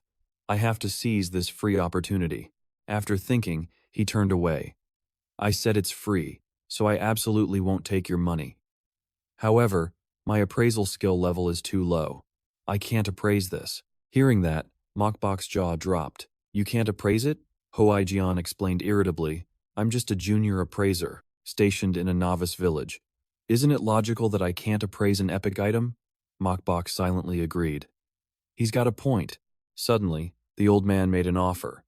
"Kid, how about I teach you the appraisal skill?" he exclaimed happily. "Really?" he thought. "Is this for real? I won't have to pay for appraisals anymore." Hwaijian stated his condition. "But you have to pay tuition," Mok Bok asked. "How much?" The old man held up 5 fingers. He understood immediately. 500. Hwaijian took out a coin with a dove symbol. "That's right. 500 of these ancient gold coins." Looking at the gold coin, Mok Bok guessed, "I remember that after copper coins are upgraded, they become ancient copper coins. I think I have some in my inventory. Upgraded gold coins must be ancient gold coins." With that, Hwaijian leisurely walked away. "Come find me when you've collected enough." A system notification appeared. "Hwaijian has added you as a friend. You have received the hidden quest. Collect ancient gold coins. Quest content. Collect 500 ancient gold coins for Hwaijian. Reward. Quest reward. Receive the subclass skill. Basic appraisal." Mok Bok called out, "Please wait."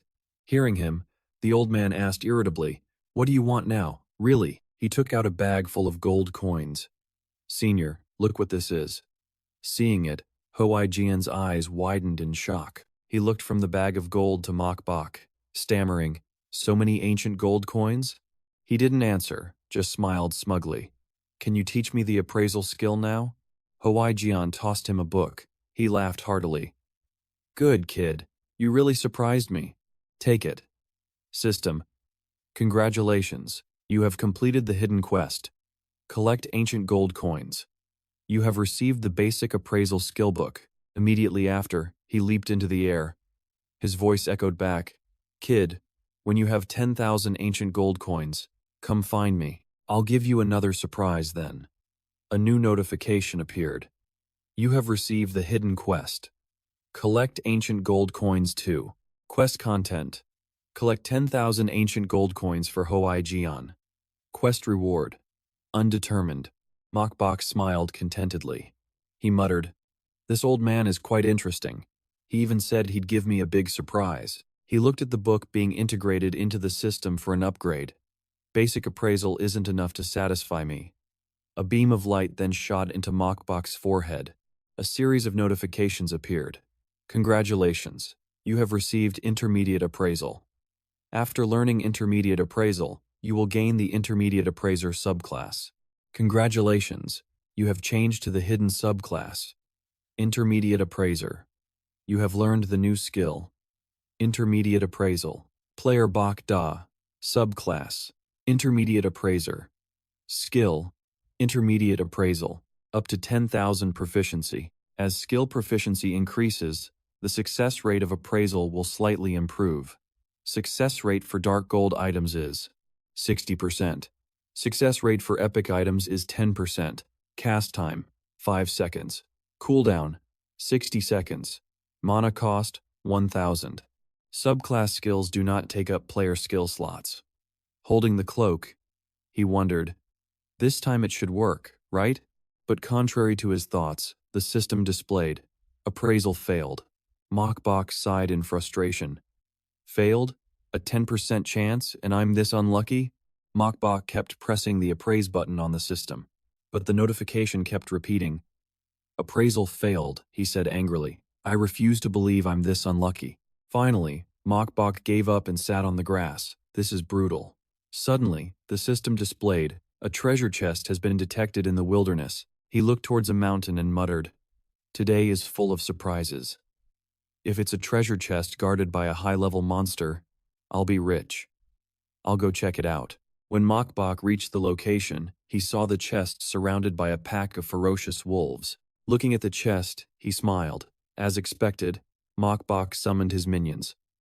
All right, minions, time to work. They immediately charged in, attacking the wolves and wearing them down. As the smaller wolves fell, the pack leader let out a deafening howl. Instantly, a horde of wolves appeared from nowhere. Faced with this scene, Mokbok exclaimed, What is this? Are they ganging up on me? He refused to back down. Then let's see who has the bigger army. Just as Mokbok finished speaking, the wolves were sent flying. They were beaten senseless, howling in pain. The Wolf King fell to the ground, powerless. Seeing this, Mokbok said smugly, They fell before I even summoned all my troops. The system announced, Killed level 10 enhanced elite prairie wolf. Received 50% level gap bonus, plus Quater Sense 50x. Killed level 10 silver grade boss, Prairie Wolf King. Received 50% level gap bonus, plus 36,000 EXP. You received 1 gold and 38 silver. The notifications continued. You received 1 level, 1 agility gem. You received a basic skill book. Congratulations to player Bak Da for reaching level 10. All 4 stats plus 1, skill point plus 1. Free attribute points, plus 15. Congratulations, you are the first player in the Lam Tin zone to reach level 10. You have received the title, Trailblazer. He walked towards the treasure chest. He muttered, I wonder if a wilderness treasure chest can be upgraded, he said cheerfully. Let's find out. When Mokbok upgraded the chest, a notification appeared. Upgrade successful, he exclaimed. It worked, Mokbok shouted. Open. A dazzling light burst forth. The notification displayed. Unopened gold-grade treasure chest detected. Do you wish to open it? Open. Items appeared one by one. The system announced, You have received the gold-grade equipment, Dryad Staff. You have received a gold-grade hidden treasure map, he exclaimed. Oh, Only these 2 items? Mokbok held the paper in his hand. He cheered. And there's a treasure map too. The system displayed the paper's information. It was a treasure map. Gold-grade treasure map. Follow the instructions on the map to find a gold-grade treasure chest. Hint. Do you want to use it now? After using the treasure map, the route to the treasure will be marked on the system map. Please note, the final coordinates of this map are outside the novice village area. Another note appeared. Your level has reached the novice village limit. Please find the village chief and teleport to the main city. Otherwise, you will no longer be able to gain experience points. Hearing this, Mokbok said, so you have to leave the novice village at level 10. It seems I can't stay here any longer. He turned to leave, muttering as he walked. First, I'll find the village chief, then I'll figure out what to do. I'll upgrade this treasure map a bit first. The system announced, you received a dark gold-grade treasure map. Hint. The route has been marked. The destination is on the map. The wilderness of Tinla City. Go to Tinla City to begin your treasure hunt. He exclaimed. Tinla City.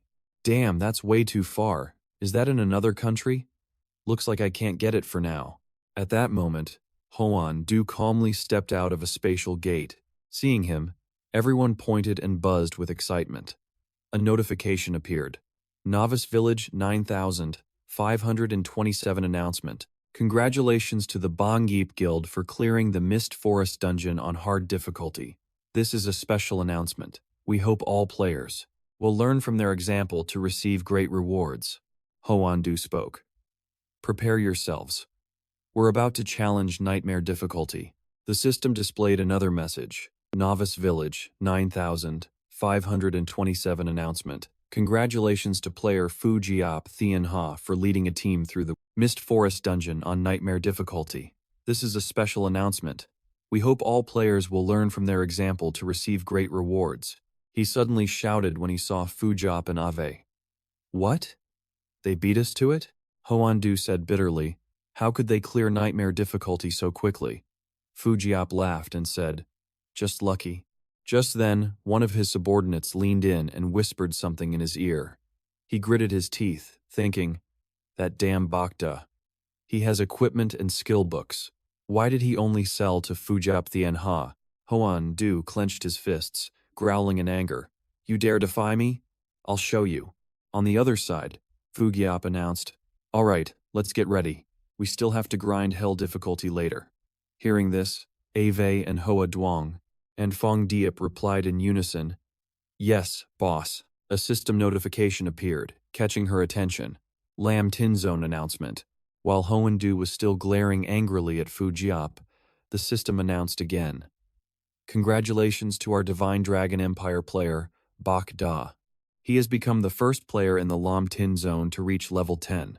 This is a special announcement. We hope all players will learn from his example.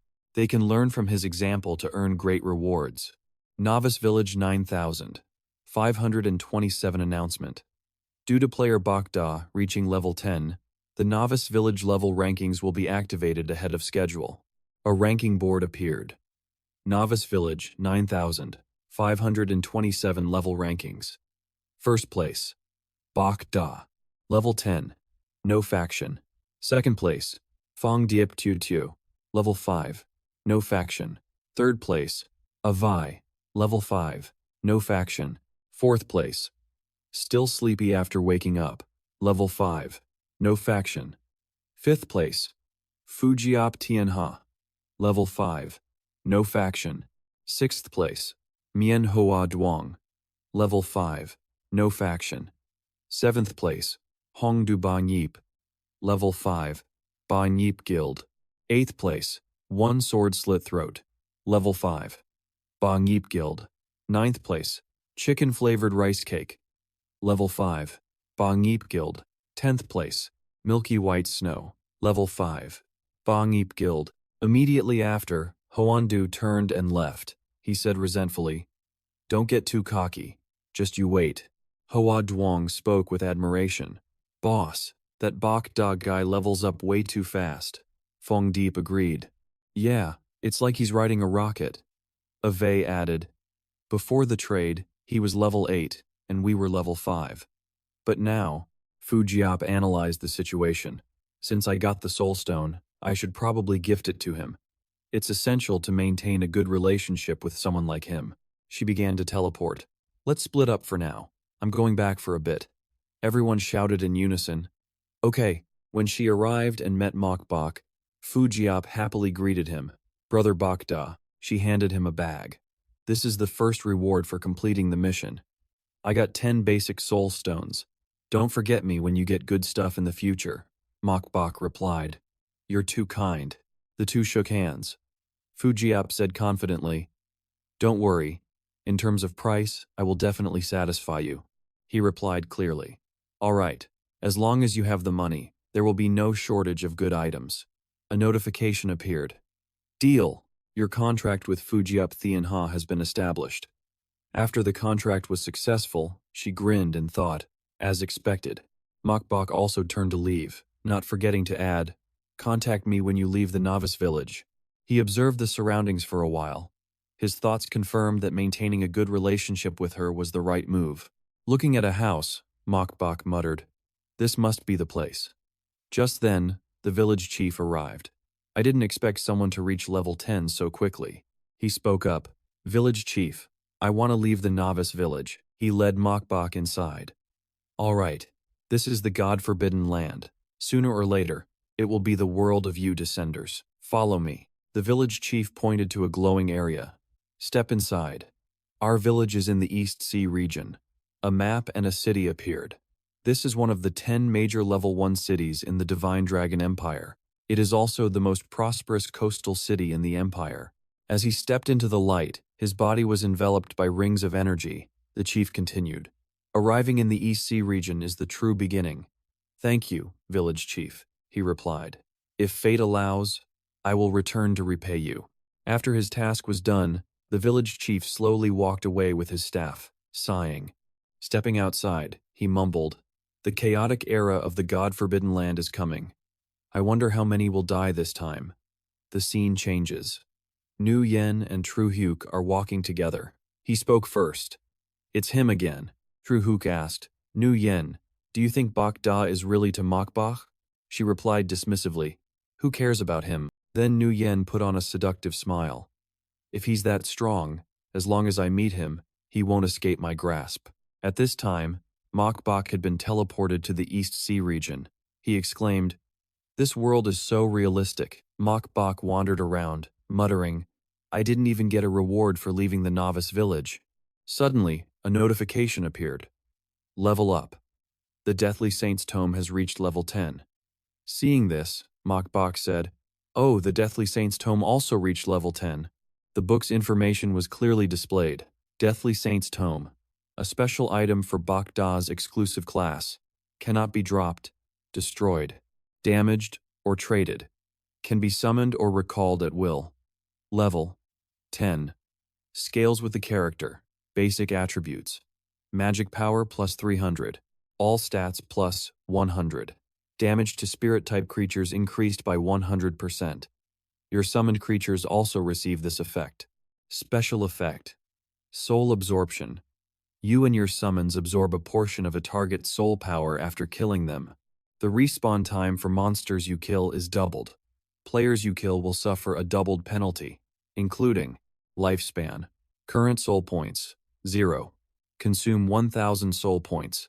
You will get a second chance to open the Deathly Saint's Tome after level 30. The second special effect will activate. This is a rulebook only you are allowed to see after meeting the requirements.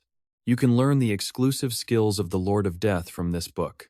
After reading, he thought, the death penalty is doubled, and I can learn exclusive skills. This is interesting. Mokbok opened the book. A flood of characters was absorbed into his mind. A notification appeared. You have learned a new skill, Gaze of Death. He clutched his head. This damned near-death feeling, the system explained. Gaze of Death, SSS. Level 1, up to 50.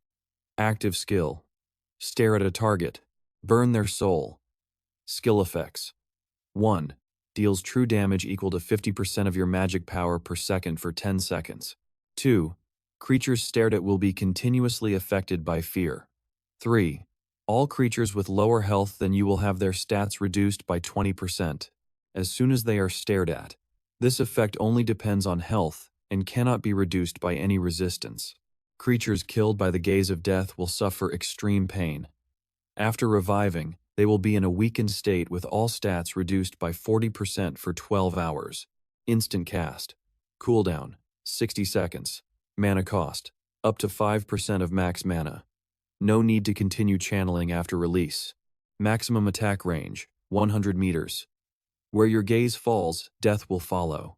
After reading, Mokbok's eyes widened. Deals true damage every second, plus the upgrade potential. The damage and range will be doubled. The gaze of death. Isn't this basically a death stare that kills anyone? How is it this broken? Suddenly, from a spatial gate, a figure stepped out. I never expected a descender to awaken this power. Kid, you're very lucky, but also very unlucky. Oh, who's there? Seeing him, Mokbok bowed respectfully. City Lord Tudu. Tudu spoke. It really is the power of death. You have class changed into a lord-tier profession. Such a profession should not have appeared in the God-forbidden land. Suddenly, a force wrapped around Mokbok's arm. He thought, he saw through my hidden class. He took out an item and said, Unfortunately, the path you walk will be much harder than that of other awakened professions. Oh, what do you mean? Young man, consider this my test. Pass it, and I will give you some information about the Lord of Death. A series of notifications appeared. You received the quest item, Medal of the Forgotten. You have received the epic quest, the final test, of Tudo Q. Quest content, traverse the Forsaken Land and achieve 100% exploration. Failure penalty, none. Mokbok looked at the item. No failure penalty? Did I just stumble into an epic quest? Then, he looked up, but Tudu had vanished. The item vibrated. The system displayed a countdown. 4 minutes and 58 seconds until teleportation to the Forsaken Land. He shouted in shock. Damn, a 5-minute countdown? No time to prepare at all. I was planning to socket gems into my gear, Mokbok said, bewildered. Can someone please tell me where the teleportation array to the Forsaken Land is? Moments later, he was transported to a desolate, barren place. The system announced, You have entered the Forsaken Land. Announcement. The epic quest, Tudu Q's test, has officially begun. Traverse the Forsaken Land within 72 hours and reach 100% exploration, Mokbok exclaimed. I have to clear it in 72 hours. He immediately summoned his skeletons. He commanded, I need to summon everything right away, or I won't feel safe. From a swirling vortex of light, many skeletons emerged. This is the Skeleton Mage. Spirit, 5,280. Agility, 5,280. Constitution, 5,280. Health, 20,640. Magic power, 10,160. Physical defense, 1,690. 1. Skill, Fireball. Throws a fireball at the target, dealing magic damage. The fire damage equals 220% of magic power. Cast time, 1.5 seconds. Cooldown, 30 seconds. Mokbok grinned. Now I have minions with fireballs. My firepower is even stronger now. Suddenly, skeletons began to rise from the ground. What the hell is this? He wondered. Witnessing this, he exclaimed, The whole town turned into this? How can there be so many? Their information appeared. Skeleton. Level 20. Normal. Health. 5. 0 5th. 000. Attack. 210. Physical defense. 120.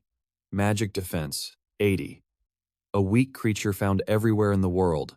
In the Forsaken Land, he was shocked again. They're all level 20. Composing himself, Mokbok waved his hand. All units, attack. A moment later, a notification appeared. Killed level 20 skeleton. Received 50% level gap bonus. Plus 30 EXP. Trailblazer bonus activated.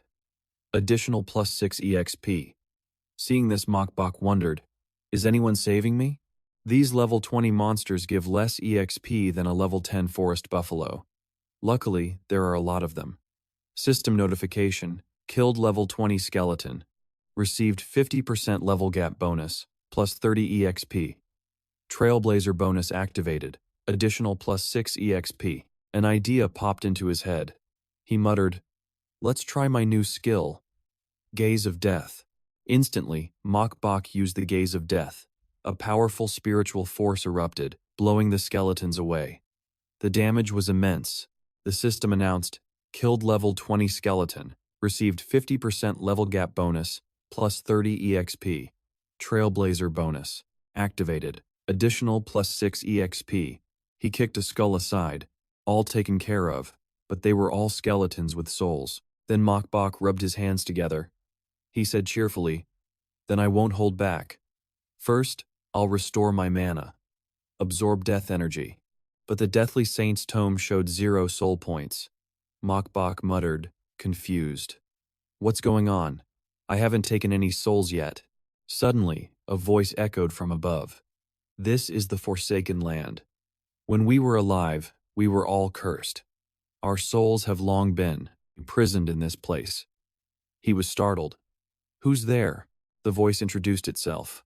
"I am Leduc, one of the Forgotten." "The Forgotten. This is Leduc. Special Elite, Soul Form, Level 20, Health, 100, 0/100, 000. Soul Form is immune to physical damage. Current exploration, 10%. He sighed. "What do you mean by a curse?" Leduc broke into a sweat. "If you want to collect souls, you must first break the curse." Mokbok asked. "How do I break the curse?" He pointed ahead, where a pillar of light shone. "There. In that place, there is a rotten coffin. Inside, a grotesque figure is sealed." Mokbok exclaimed, "That's huge. Let's go check it out." Standing before it, he said, "Even my minions are this scared? What's so strange about this coffin?" A system notification appeared. Soul-locking coffin. Shield value, 1000, 0/1, 0. Physical defense, 1000. Magic defense, 1000. You have discovered a soul-locking coffin. Exploration plus 2%. Destroying the soul-locking coffin will increase it by another 3%. After destroying the soul-locking coffin, a terrifying being will be released. "Proceed with caution," Leduc shouted. "This is it, destroy it," he said calmly. "A terrifying being. Let's see just how terrifying it is." Mokbok ordered his skeleton mages. "You guys, smash it for me." They immediately attacked the red coffin, shattering its chains. Under the fierce assault, its health depleted. When the coffin broke, the Soul King screamed, "He's out! He's out!" A grotesque figure appeared with its information. The Forgotten Neil, Half-Bone Lich. Level 20. Dark Gold Boss. Health, 1500, 0/1, 500,000. Magic Power, 12,800. Physical Defense, 1,500. Magic Defense, 2,100. Elemental Resistance, Ice, 20%. Skill, Bone, Ice Spell Chain, Dark Curse Spell Chain. He seemed to want to become a lich, but clearly only half succeeded. Neil said angrily, "Outsider, you ruined my transformation process." Leduc shouted in fear. "Run." Han Thik Thu said, "Your body is filled with a dense death aura. If I absorb the energy in your body, I will definitely complete my transformation." Mokbok replied calmly, "Absorb me? Who taught you to say that?" He ordered his skeleton mages, skeleton squad, "Get him." They immediately charged into battle. Attacked, Neil raised his hand to block, showing no fear. He decisively pulled out an arrow. "I didn't expect so many skeletons." Neil swung his arm forcefully, shattering the skeletons. He roared, "Watch me crush them." Arrows rained down continuously. Neil was slightly surprised, but he was gathering a large amount of energy. As the attacks closed in, he raised his hand to form a shield, Frost Shield. Then he asked, "Who are you? How can you summon so many powerful spirit creatures?" Neil's eyes glinted with a furious blue flame. Then he chanted a summons. "Come forth, my servants." The system showed their stats. The Abomination. Level 20. Health, 150. 0/150, 000. Attack 1,960 over 1,960. Physical defense 800. Magic defense 700. Skills: Iron Hook attack, Plague Mist. This ugly creature is stitched together from various corpses. Ghouls began to rise from the ground, surrounded by a dark mist. This is a corpse eater. Level 20. Health 80,000. Attack 1,580. Physical defense 500. Magic defense 420. Skill: Gnaw. This spirit creature's mouth always stinks horribly. Seeing this, Mokbok held his nose. Why does it stink so much? He muttered angrily. Looks like I'll have to let you taste my new skill, Gaze of Death. Hit by the skill, Neil faltered. The system announced, you have used Gaze of Death on the Forgotten Neil. Your life level is determined to be higher than the opponent's. The Forgotten Neil's all stats are reduced by 40%. Mokbok thought, did my Lord of Death class raise my life level? His strength waning, Neil knelt. He couldn't believe it. How is this possible? No. Mokbok coldly turned away. He ordered, Skeleton Squad, clean up this trash. They immediately rushed to annihilate the corpse eaters. Standing before Neil, he said clearly, finish them all for me. His stats were continuously drained, making him scream. No, I cannot be forgotten.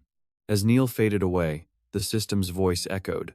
Killed level 20. Dark Gold Boss. The Forgotten Neil. Received 50% bonus experience. Plus 75,000 EXP. Trailblazer bonus is in effect. Additional plus 15,000 EXP.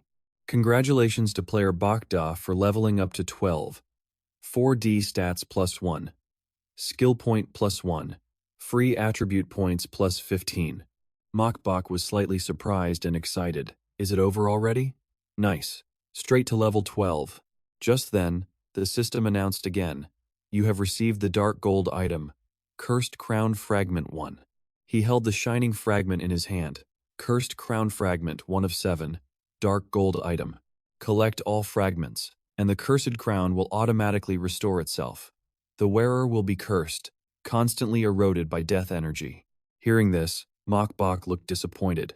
Small mobs don't drop loot, and the boss is this stingy. I even have to collect all the fragments. But it is a dark gold fragment. After restoration, it will surely become an epic item. I'll collect them for now. Suddenly, Leduc appeared out of nowhere and shouted, startling him. You're too powerful. You actually managed to free Neil. Let's go rescue the next one. He immediately got into a ready stance. Follow me. It's just ahead. But this time, it might not be so easy. But Mokbok was confused. Huh? You mean there are still more? Hearing this, he scoffed. What do you mean? If it's too tough, I'm not going. Seeing Mokbok's disgusted expression, Leduc quickly reassured him. Don't worry. He flew over and presented a scroll. I have a skill book here. It's for you. He immediately asked. You had a skill book? Why didn't you take it out sooner? As he opened it, the system's voice chimed in. Corpse Explosion. C rank. Level 1. Active skill. Detonates a target's corpse or bones. Deals magic damage to all enemies within a 5m radius. Cannot be used on boss corpses. Damage is 10% of the target's living health plus 100% of your magic power. Cast range 30m. Instant cast. Cooldown 30s. Mana cost 300. This made Mokbok's eyes widen with excitement. Corpse Explosion. It seems to be an AoE damage skill. Good. Let's try upgrading it. He looked at the resources and was filled with excitement. Upgrade successful. Your C rank skill, Corpse Explosion, has been successfully upgraded to the B rank skill, Advanced Corpse Explosion. Advanced Corpse Explosion, B rank. Level 1. Active skill. Detonates a target's corpse or bones, dealing magic damage to all creatures. All enemies within a 10m radius. Cannot be used on boss corpses. Damage is 15% of the target's living health, plus 150% of your magic power. Cast range 50 meters. Instant cast. Cooldown 30 seconds. Mana cost 600. Immediately after, Mokbok tested it on Neil. Explode. In an instant, a massive explosion occurred ahead, kicking up dust.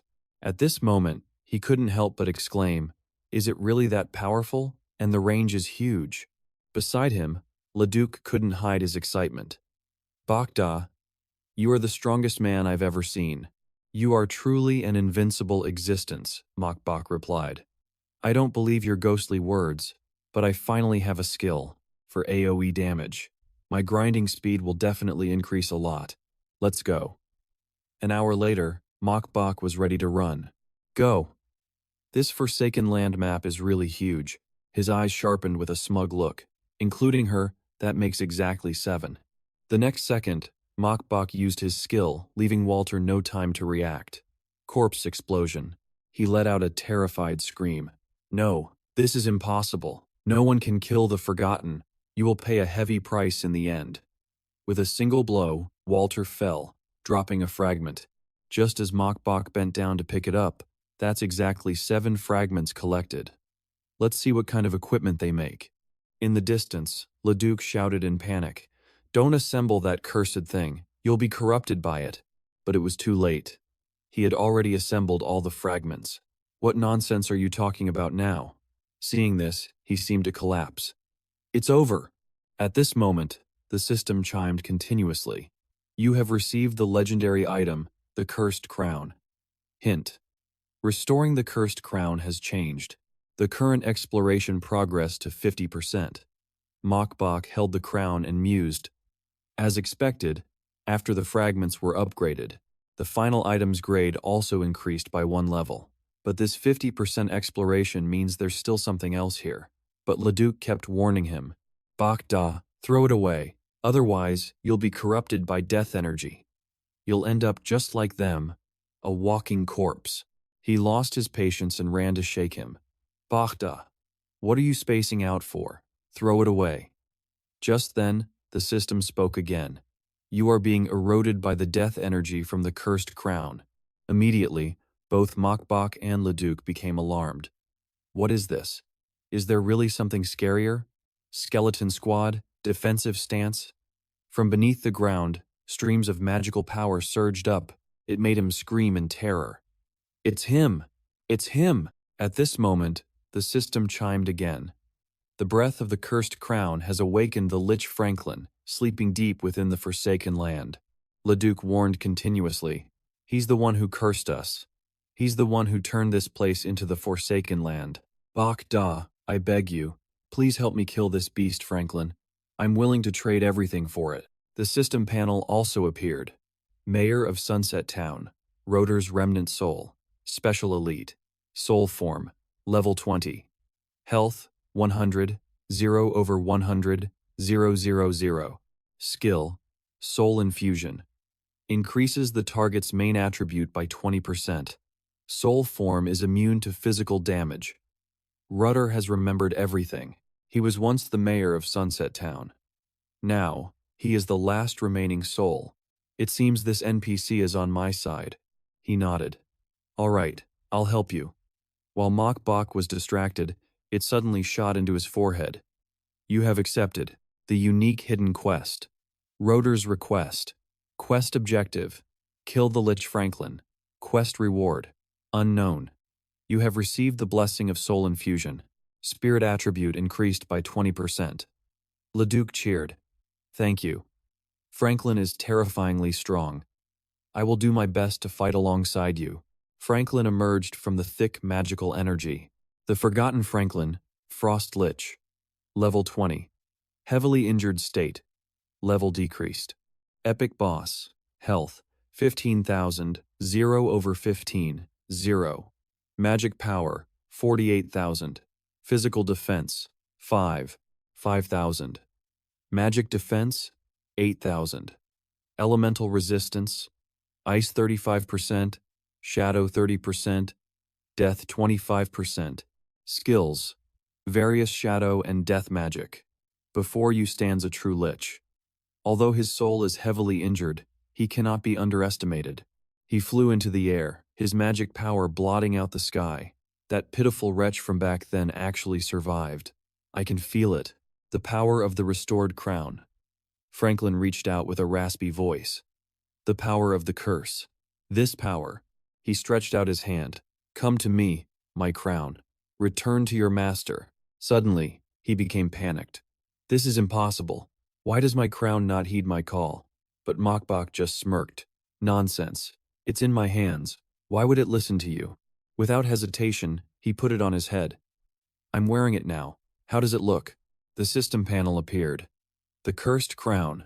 Headgear. Level 10 to 120. Legendary item. Durability. 1000. Requirement. The Forgotten Franklin. The Lord of Death can ignore this requirement. Force equip. After killing the opponent, the equipment requirement will return to normal. Basic attributes. Level 15. Physical defense plus 100. Magic defense plus 200. Health plus 2000. Mana plus 4000. All stats plus 75. Additional attributes. 1. Spirit plus 10%. 2. Curse resistance plus 30%. 3. The wearer will be continuously eroded by death energy. Skill. Power of the curse. Passive skill. All your spells will be imbued with a curse effect. Randomly applies 2 types of curses. Curse aura on the target. Lasts 5 seconds. Cooldown 5 seconds. Curse aura. Aura type skill. When activated, it slows all enemies within 100 meters by 30%. This includes, but is not limited to, attack speed and movement speed, and casting speed. Drains 200 mana per second. No cooldown. Cursing is an art. Seeing this, he couldn't hide his anger and shouted, "Come forth, Shadow Knights! They are Shadow Knights." Level 20. Summoned creatures. Health. 200. 0 over 200. 0, 0, 0. Attack power. 6,800. Physical defense. 1,800. Magic defense. 1,800. Skills. Shadow charge, shadow power, shadow shield. But Mokbok remained calm.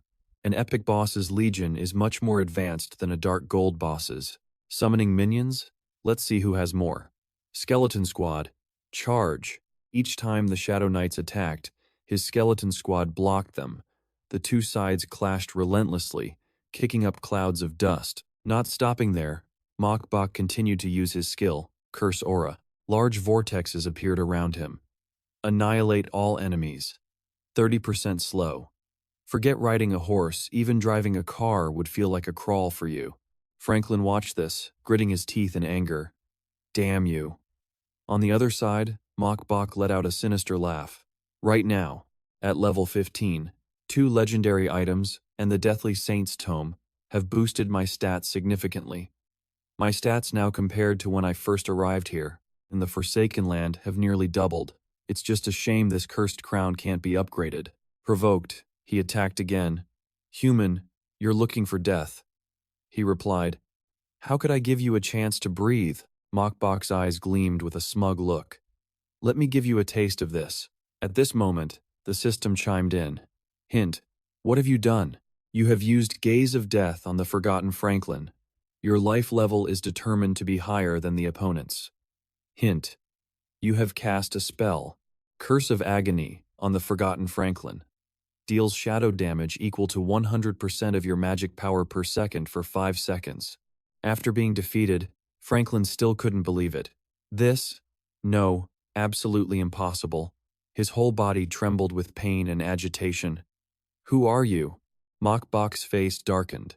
He replied mysteriously, You don't need to know my name. Then he dashed away, enraging Franklin. Hateful human, you dare insult the Great Lich. Still not subdued, he attacked again. No matter who you are, today you will be buried in this forsaken land.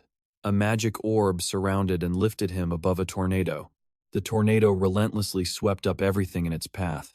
Franklin spared no effort to attack everything around him. Kill this human, take his power. Then he reached out and shouted, Come forth! Instantly, nearly every creature appeared. Cacus, the undead bone dragon Cacus. Level 20, heavily injured state, level decreased. Epic boss, value decreased. Health, 20 million. 20 million. Attack power, 12,000. Physical defense, 10,000. Magic defense, 6,000. Elemental resistance, death, 30%. Skills, Bone Cage, White Bone Hell, Death Storm. The undead bone dragon Cacus has appeared. Current exploration, 90%. This made even Mok Bok exclaim, "He even summoned a bone dragon?" As expected of a challenge from the East Sea City Lord. This difficulty is really high. While he was distracted, the beasts immediately attacked. However, Mok Bok was still able to block the blow. "Enhance! Block it for me." Seeing this, he couldn't believe his eyes. "No, this is absolutely impossible. Just a skeleton warrior. How could it block my bone dragon?"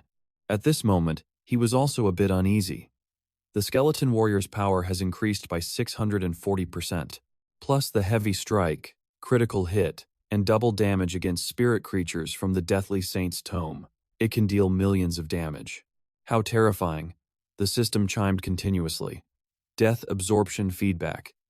You have consumed all your death energy value. 640% enhancement on the target skeleton warrior. A moment later, the system spoke again. You are being eroded by death energy from the cursed crown. Death energy value plus 10. This made Mok Bok a bit suspicious. Collecting death energy again. Isn't this just a portable power bank?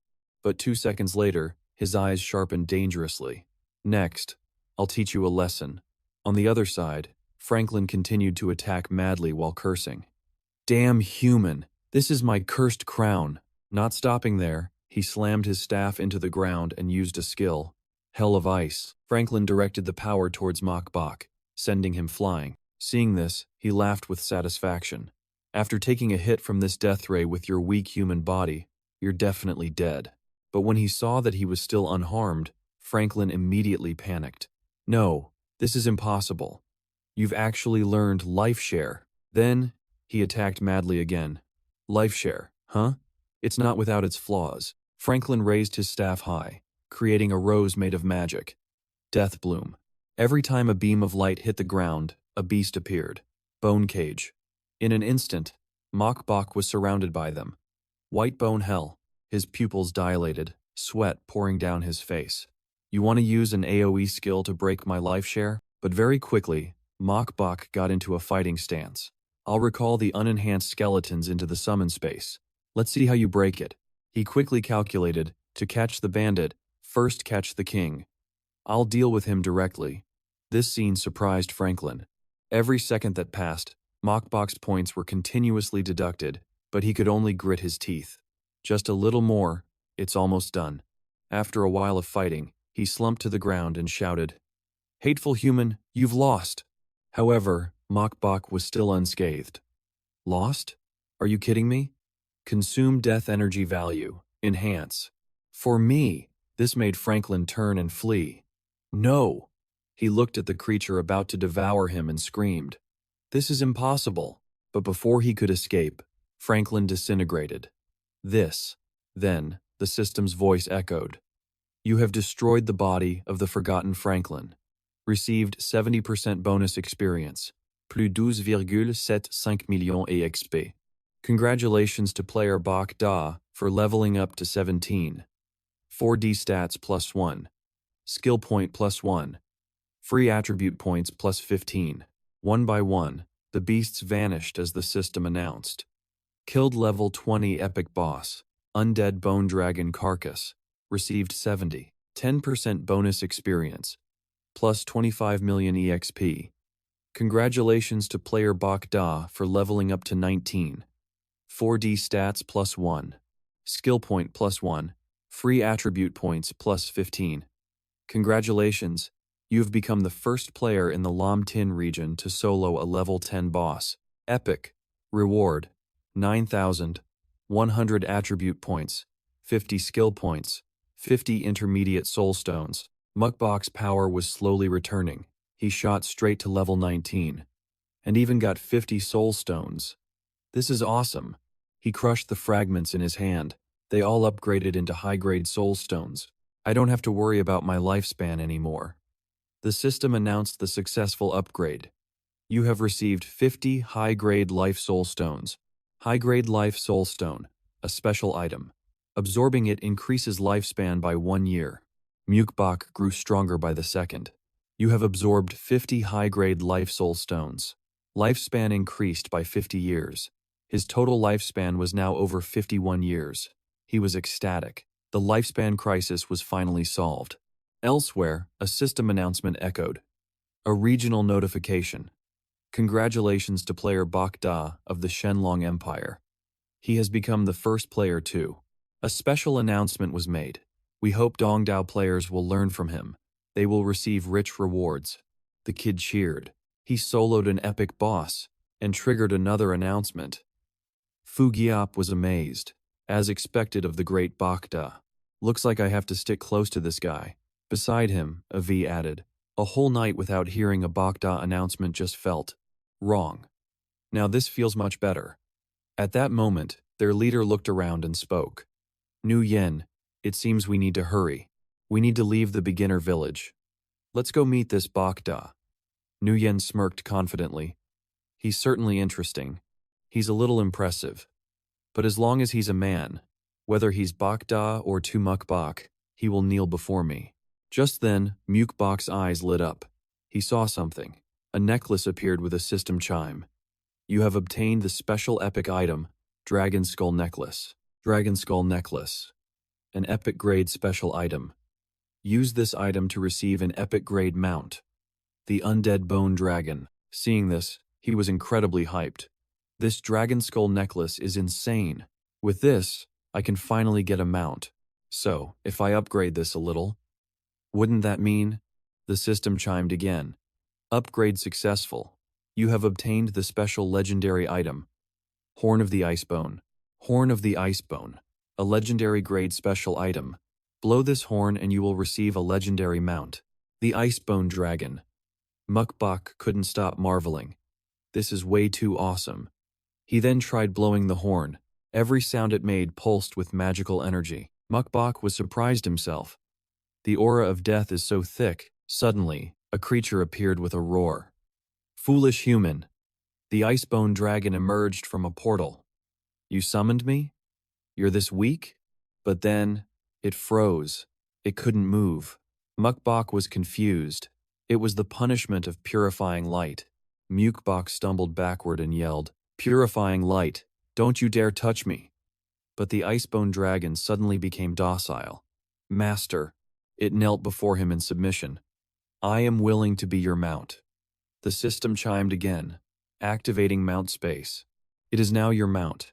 You have obtained the legendary mount, the Icebone Dragon. At that moment, a system voice boomed. Earth-wide regional announcement. Congratulations to player Bak Da of the Shenlong Empire for obtaining a mount. The Earth region mount rankings have now opened ahead of schedule. The dragon automatically shrank down. It then climbed onto Mukbak's shoulder. The Earth region mount rankings. He smirked victoriously. Mounts have their own rankings? Do they have skills too? Instantly, the system panel appeared. Rank 1, Bak Da. Icebone Dragon, Legendary Mount. Rank 2, None. Rank 3, None. Mukbak stared at the creature on his hand. Is this the power of a mythic-grade creature? The scene changes. Elsewhere, a group stared at the announcement in shock. There's a mount ranking now? One person couldn't help but exclaim, My God, the great Bak Da. He even has a mythic-grade Icebone Dragon. The person next to him spoke. I'm starting to suspect we aren't playing the same game as Bak Da. Suddenly, a man walked over. Hey, stop comparing yourselves to Bak Da. I just met my boss. That guy is only level 3. And he has an F-grade talent. The other man laughed with relief. Now that you mention it, I feel a lot better. Those greedy capitalists. Their money is worthless in here. Exactly. Back with Mukbak. Leduc ran up to him frantically. Master Bak Da, I can feel the location of the phylactery, Mukbak asked curiously. Where is it? The old man quickly pointed ahead. It's over there. Follow me. Mukbak followed Leduc's lead. An item appeared before them. Franklin's phylactery. Epic grade item. Durability. 1000, 0/1, 0. This was a life-saving treasure. It was meticulously crafted by Franklin in his prime. It contains his soul flame. As long as the phylactery remains intact, the wizard will never truly die. He picked it up and was stunned. Incredible. 1,000,000 durability. The next second, Leduc suddenly shouted, "Master Bogda, I want to deal with this man myself." But Mukbak quickly shut him down. "With your power, you're just a remnant soul. What can you possibly do to me?" The old man fearlessly snatched the phylactery. "The citizens you devoured will show you your fate. Franklin, your end is near." Mukbak couldn't react in time. You, no, no." A second later, Leduc spoke, filled with emotion. "Thank you for everything you've done for Luoyang Town." He sobbed as he spoke his final words. "Thank you." As Leduc faded away, the system chimed repeatedly. Announcement. You have received 1,000 soul points. Defeated level 20 epic boss Franklin the Forgotten. Gained an extra 70% points. Congratulations to player Bogda for reaching level 20. Intelligence +1. Attribute points +15. You have completed the hidden quest Rotter's Plea and received 1,000 experience points, plus 1,000 gold coins. Announcement. Current exploration progress is 100%.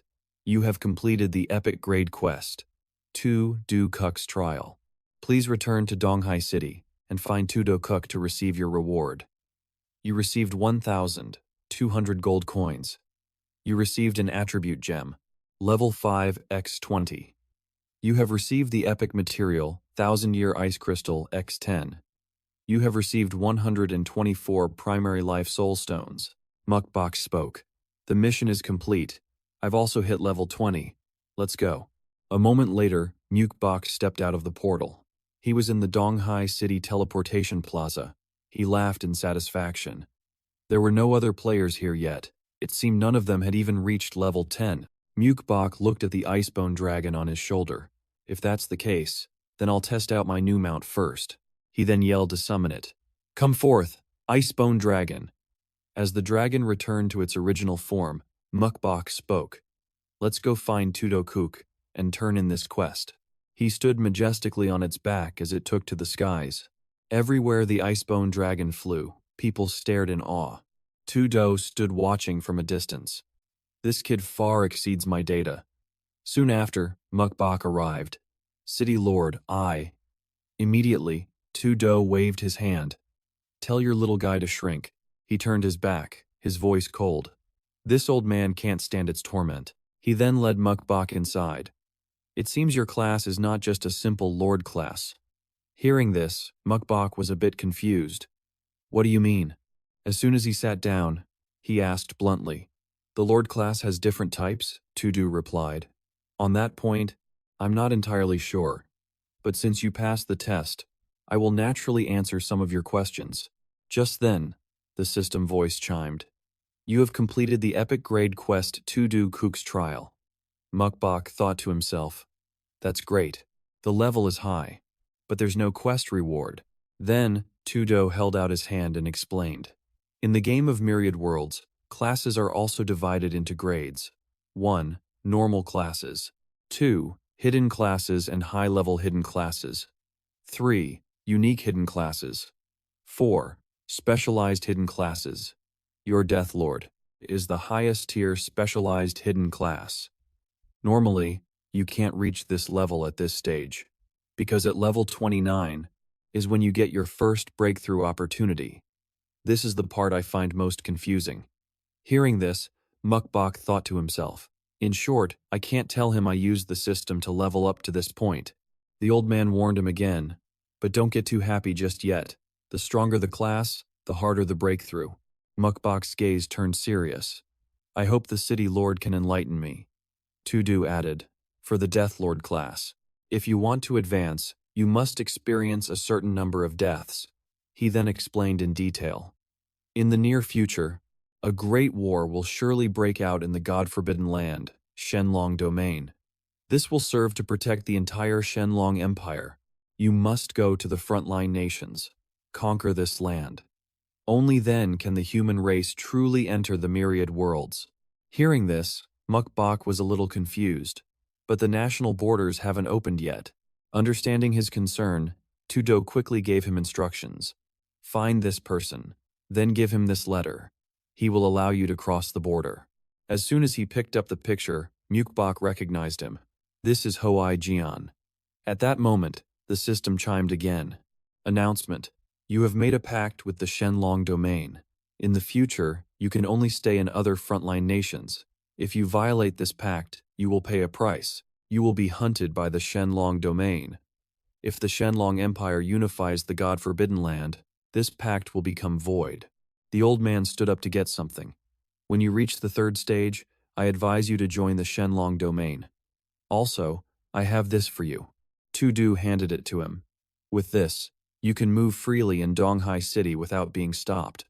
Mukbok quickly accepted it. Thank you, City Lord. He looked at the item in his hand, intrigued. Donghai Token 0071. A special item. A token crafted by the City Lord himself. Owning it makes you the owner of Villa number 7 inches Donghai City. Mukbok was amazed. I now own a house in a Tier 1 city. Tudu looked at Mukbok and gave a serious instruction. With this token, you can do almost anything you want in Donghai City. This made Mukbok curious. Anything? The next second, Mukbok's pupils sharpened. They gleamed with a dangerous light. Can I kill people? The old man was surprised by the question. Kill people? Who do you want to kill? He clenched the token in his hand with pure fury. I just have a few enemies I need to take care of. After their talk, Mukbok rode the icebone dragon away. Back in Donghai City, he looked around and marveled. This is the first time I've had a real chance to see Donghai City. It's really not small. It's almost as big as the capital of the Shenlong nation. When they arrived, the dragon landed, and Mukbok jumped off. This must be the place. At that moment, 2 guards approached and stopped him. Private residence. No entry. But Mukbok simply tossed the token towards them. A guard picked it up and examined it closely. This is. Then, Mukbok put his hands in his pockets and walked forward calmly. Can I go in now? The 2 guards bowed respectfully. So it's Sir Bakda. Of course, you may enter. As he stepped inside, Mukbok marveled. The city lord is quite generous. Just then, a voice rang out. Would you like to change the name? This made him pause. It needs a name. What should I call it? Bakda Manor, it is. A sign quickly appeared before his eyes. Respected master of Bakda Manor, welcome home. The system has now set Bakda Manor as your teleportation and revival point in Donghai City. Mukbok then walked straight inside. No renovations needed. I can just bring my things and move in. He quickly sank into a soft chair. I'll rest for a bit, then I'll learn some new skills. Mukbok flipped through the book's pages, stroking his chin thoughtfully. I spent 1,000 soul points. They're all gone in a flash. Suddenly, he found an instruction. You have learned a new skill, Netherworld Leap. Netherworld Leap, SSS grade, level 1. Active skill. Traverse the Netherworld. Move as you please. Skill effect 1. Use the Netherworld as a stepping stone to instantly teleport to a designated location, clearing all negative effects. 2. After teleporting, you will be protected by the power of death. Become immune to all damage and negative effects for 3 seconds. 3. Activate a death shroud at 2 coordinates, U and designated. Allied units can pass through freely. Undesignated units cannot touch the death shroud. Attacks, you will pass straight through them while the death shroud is active. Allies who pass through cannot die. They can continue to fight even if their health points reach 0. Instant cast. Leap cooldown, 15 seconds. Mana cost, 1% max mana. Range, 0 to 200,000. Death Shroud cooldown, 120 seconds. Mana cost, 1% max mana per second. Maximum duration, 30 seconds. Range, 0 to 500 meters. Reading this, Mukbok's eyes lit up. Instant teleportation. This is exactly the skill I was missing. Without a moment's delay, he acted. Another SSS grade skill. Awesome. Time to test it out. He didn't hesitate and stepped into the teleportation gate. Seeing Mukbok appear, the guard was surprised. Sir Bakda! Mukbok quickly reassured him. Don't be nervous. I'm just testing a skill. At that moment, Mukbok's eyes showed his excitement. I wonder if I can link it with my summon space. Numerous ferocious beasts appeared before him. The sight made him unable to hide his excitement. This is even stronger than I imagined. Doesn't this mean I can directly designate? This is truly invincible. The only downside is that SSS grade skills can't be leveled up further. Mukbok then stretched out his hand, summoning his magic. Let's go. First, I'll exchange some money. He went to the shops to look for gems. The shopkeeper waved happily. Handsome, sir. If you find any more gems in the future, feel free to come see me anytime. With each shop he passed, Mukbok found more. He walked down the street, feeling satisfied. Not bad. Buying level 3 to 4 stones, upgrading them once, then selling them. And just like that, I made over 200,000. I'm such a ruthless merchant. Next up, the auction house. Let's see what kind of good stuff they have. At that moment, Mukbok's steps led him to a new place. Stepping inside the magnificent palace, he was very pleased. I can tell this is a place for spending money. Suddenly, Tunok appeared and blocked Mukbok's path. Excuse me, sir. The second floor is reserved for the auction. She pointed to a sign. You need to buy an entrance ticket to go up. He read the instructions and did a quick calculation. The cheapest one costs 1,000 gold coins. The most expensive is 100,000. Just how expensive are the items being auctioned here? Mukbok then took out his token. Does this get me a discount? Seeing it, Tunagok immediately recognized it. So you're a distinguished guest of the city lord. Very quickly, she presented a card. Sir Bokda, this card belongs to you. Please accept it. The VIP card. VIP no. 007. Whenever an auction starts at the Donghai auction house, you will be notified. You can use your VIP card to instantly teleport to VIP room number 007. This surprised him. For free? Tunagok replied. Of course. The Donghai auction house is the city lord's property. Therefore, you will be treated as a VIP guest here. She then added more. You will enjoy a 50% discount on handling fees for all your consigned and auctioned items. Additionally, if you're short on funds during an auction, we can offer you an interest-free loan of up to 10,000 soul coins. The more he heard, the more surprised Mukbok became. Soul coins, he asked. What's the exchange rate between soul coins and gold coins? Tunagok immediately gave a detailed explanation. Normally, one soul coin is worth 10,000 gold coins. Each soul coin contains a small amount of temporal energy, equivalent to 1 hour of lifespan. It requires a special method to be refined. And life soul stones are forged by powerful individuals using the temporal energy extracted from soul coins. Hearing this, Mukbok was impressed. I see how it is. In the God-forbidden land, soul coins are the only currency that truly has value. He then asked another question. Can these items be sold here? Can I use soul coins for the transaction? She answered happily. Of course. Based on experience, each level 1 gem is worth about 9 to 10 soul coins. The auction house charges a 10% commission on the total auction price. Of course, you only need to pay 5%. Less than a second later, Mukbok spoke decisively. All of these items, auction them for me, and I want the transactions in soul coins. Tunok replied. Yes, sir. I'll arrange it right away. Just then, a sound chimed. You have a new message. He quickly paused.